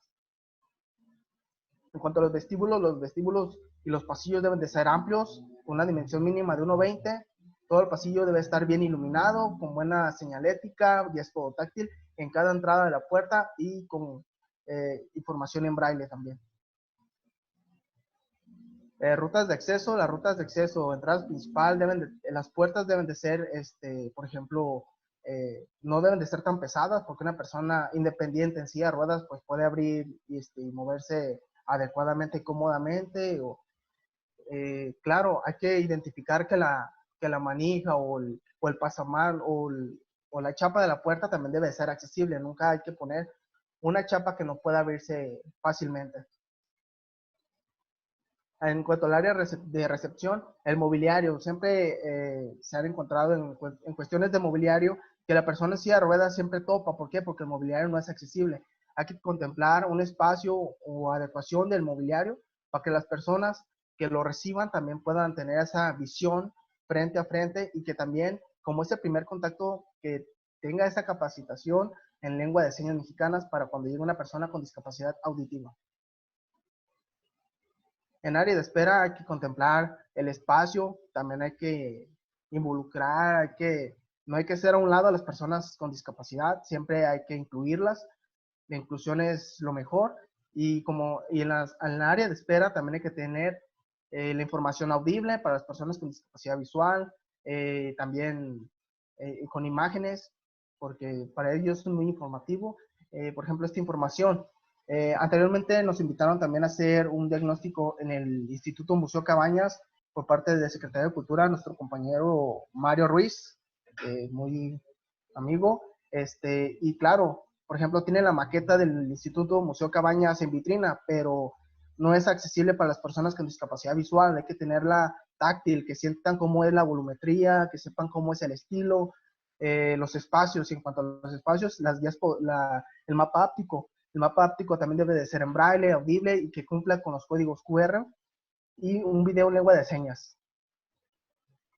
Los baños. Esta imagen se las quise mostrar, no es totalmente accesible. ¿Por qué? Hasta un mínimo detalle, por ejemplo, el mínimo detalle que se observa en este baño es el botón del WC, que es de botón, debe ser de jaladera o de palanca para las personas con discapacidad.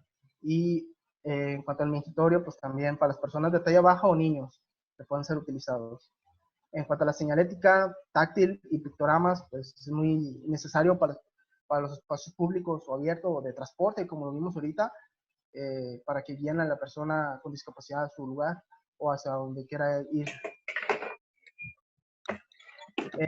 Hicimos un proyecto en Tlajomulco, ya hablamos, por ejemplo, con Froilán. Freud fue la prueba piloto, pero esta vez lo hicimos en Tlajomulco. Estos fueron los lugares revisados y los que visitamos para hacer estos diagnósticos de accesibilidad. Fue una experiencia muy agradable. ¿Por qué? Porque para ello, como saben, en los recorridos nos invitamos a arquitectos del ayuntamiento, personas con discapacidad, y para ello una brigada de alumnos universitarios.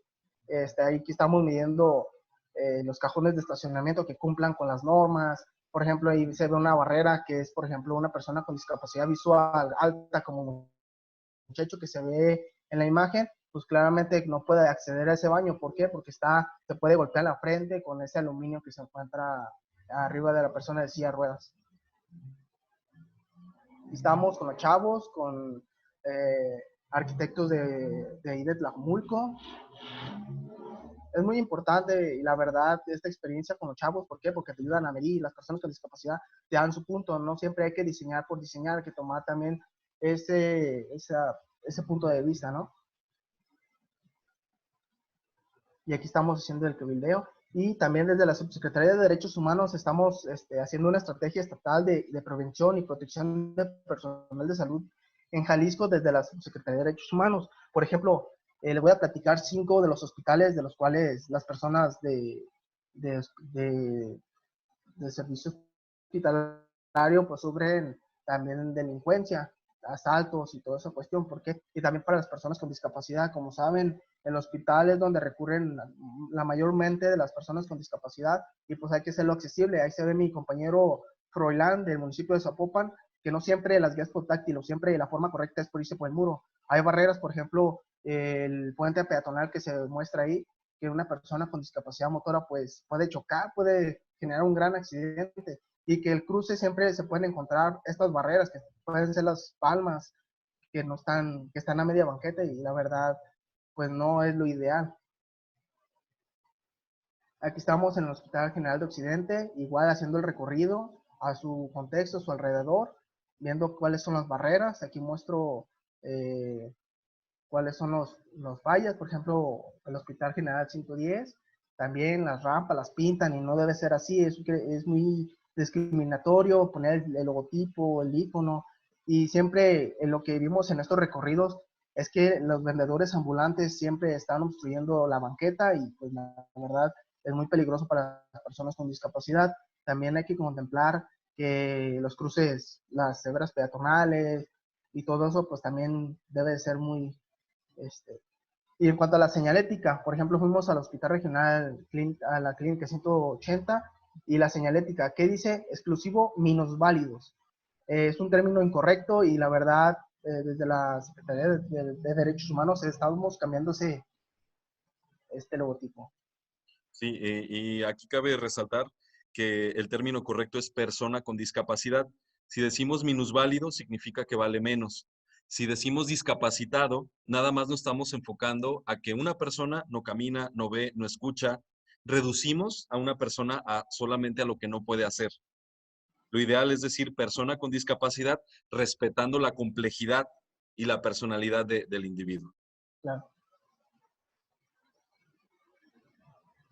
Y pues tenemos relación con la Secretaría de Infraestructura y Obra Pública. Por ejemplo, estuvimos en el proyecto de accesibilidad en el trayecto de la Glorieta Chapalita y Niño Obrero, hacerlo lo mayormente accesible. También nos toman cuáles son la manera correcta de poner las guías podotáctiles en las esquinas para poderlo hacer accesible. En Secretaría de Transporte también nos invitaron a hacer un diagnóstico de accesibilidad en sus instalaciones. Están contemplando varios recursos para empezar a hacer estas modificaciones. En Secretaría de Cultura, como lo comento, con mi compañero Mario Ruiz, que siempre nos ha invitado y sabe mucho en el tema de accesibilidad universal. También fuimos al Instituto Museo Cabañas y contemplando todas las normas y no dañamos para no dañar más que nada el monumento histórico.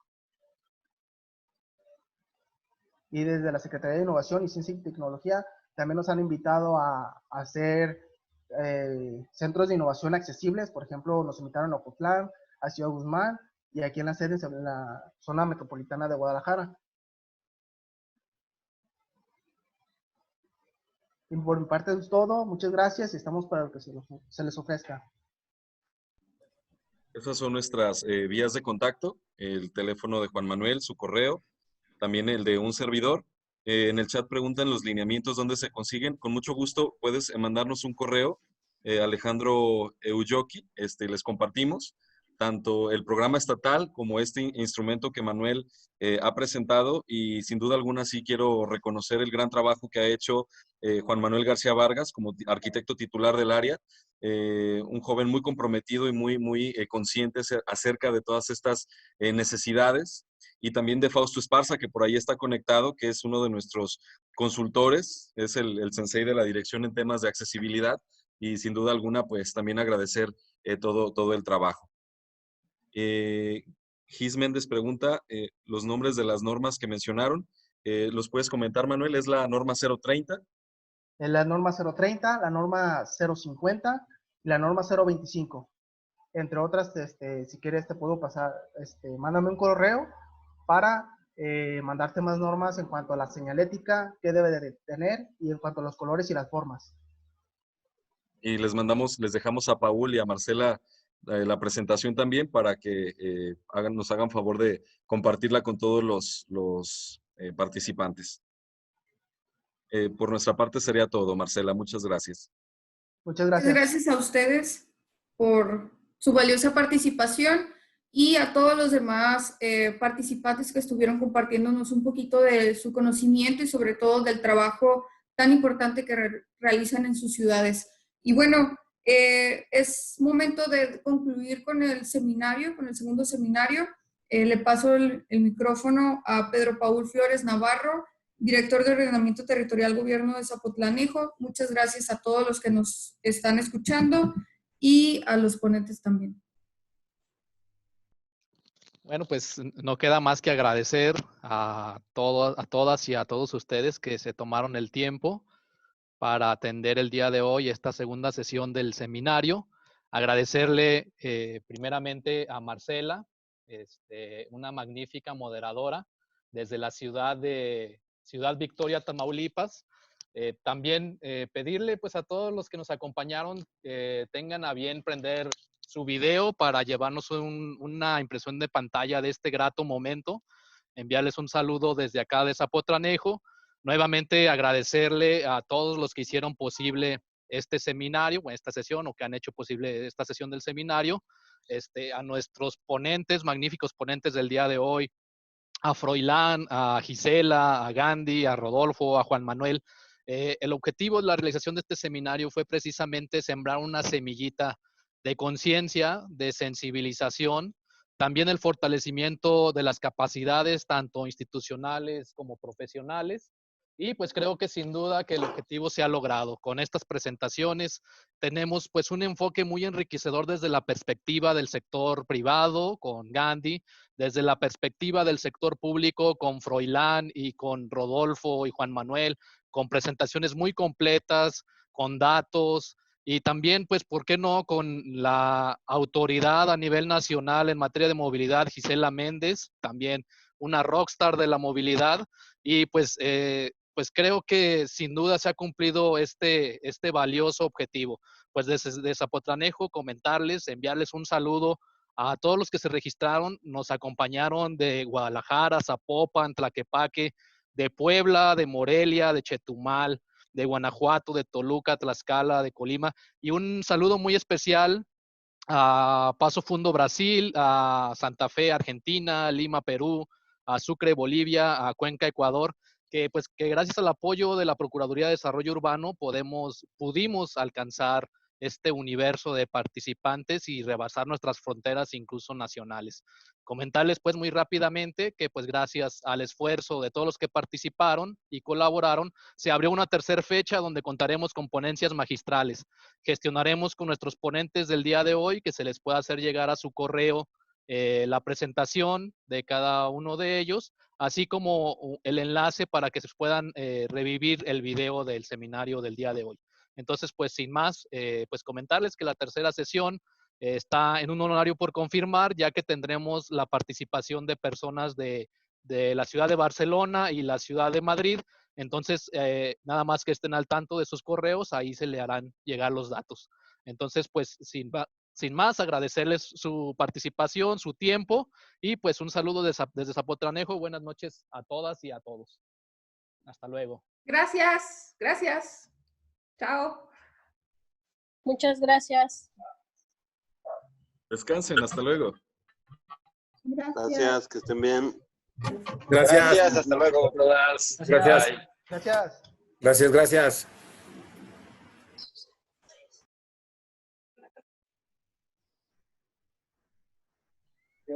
Gracias.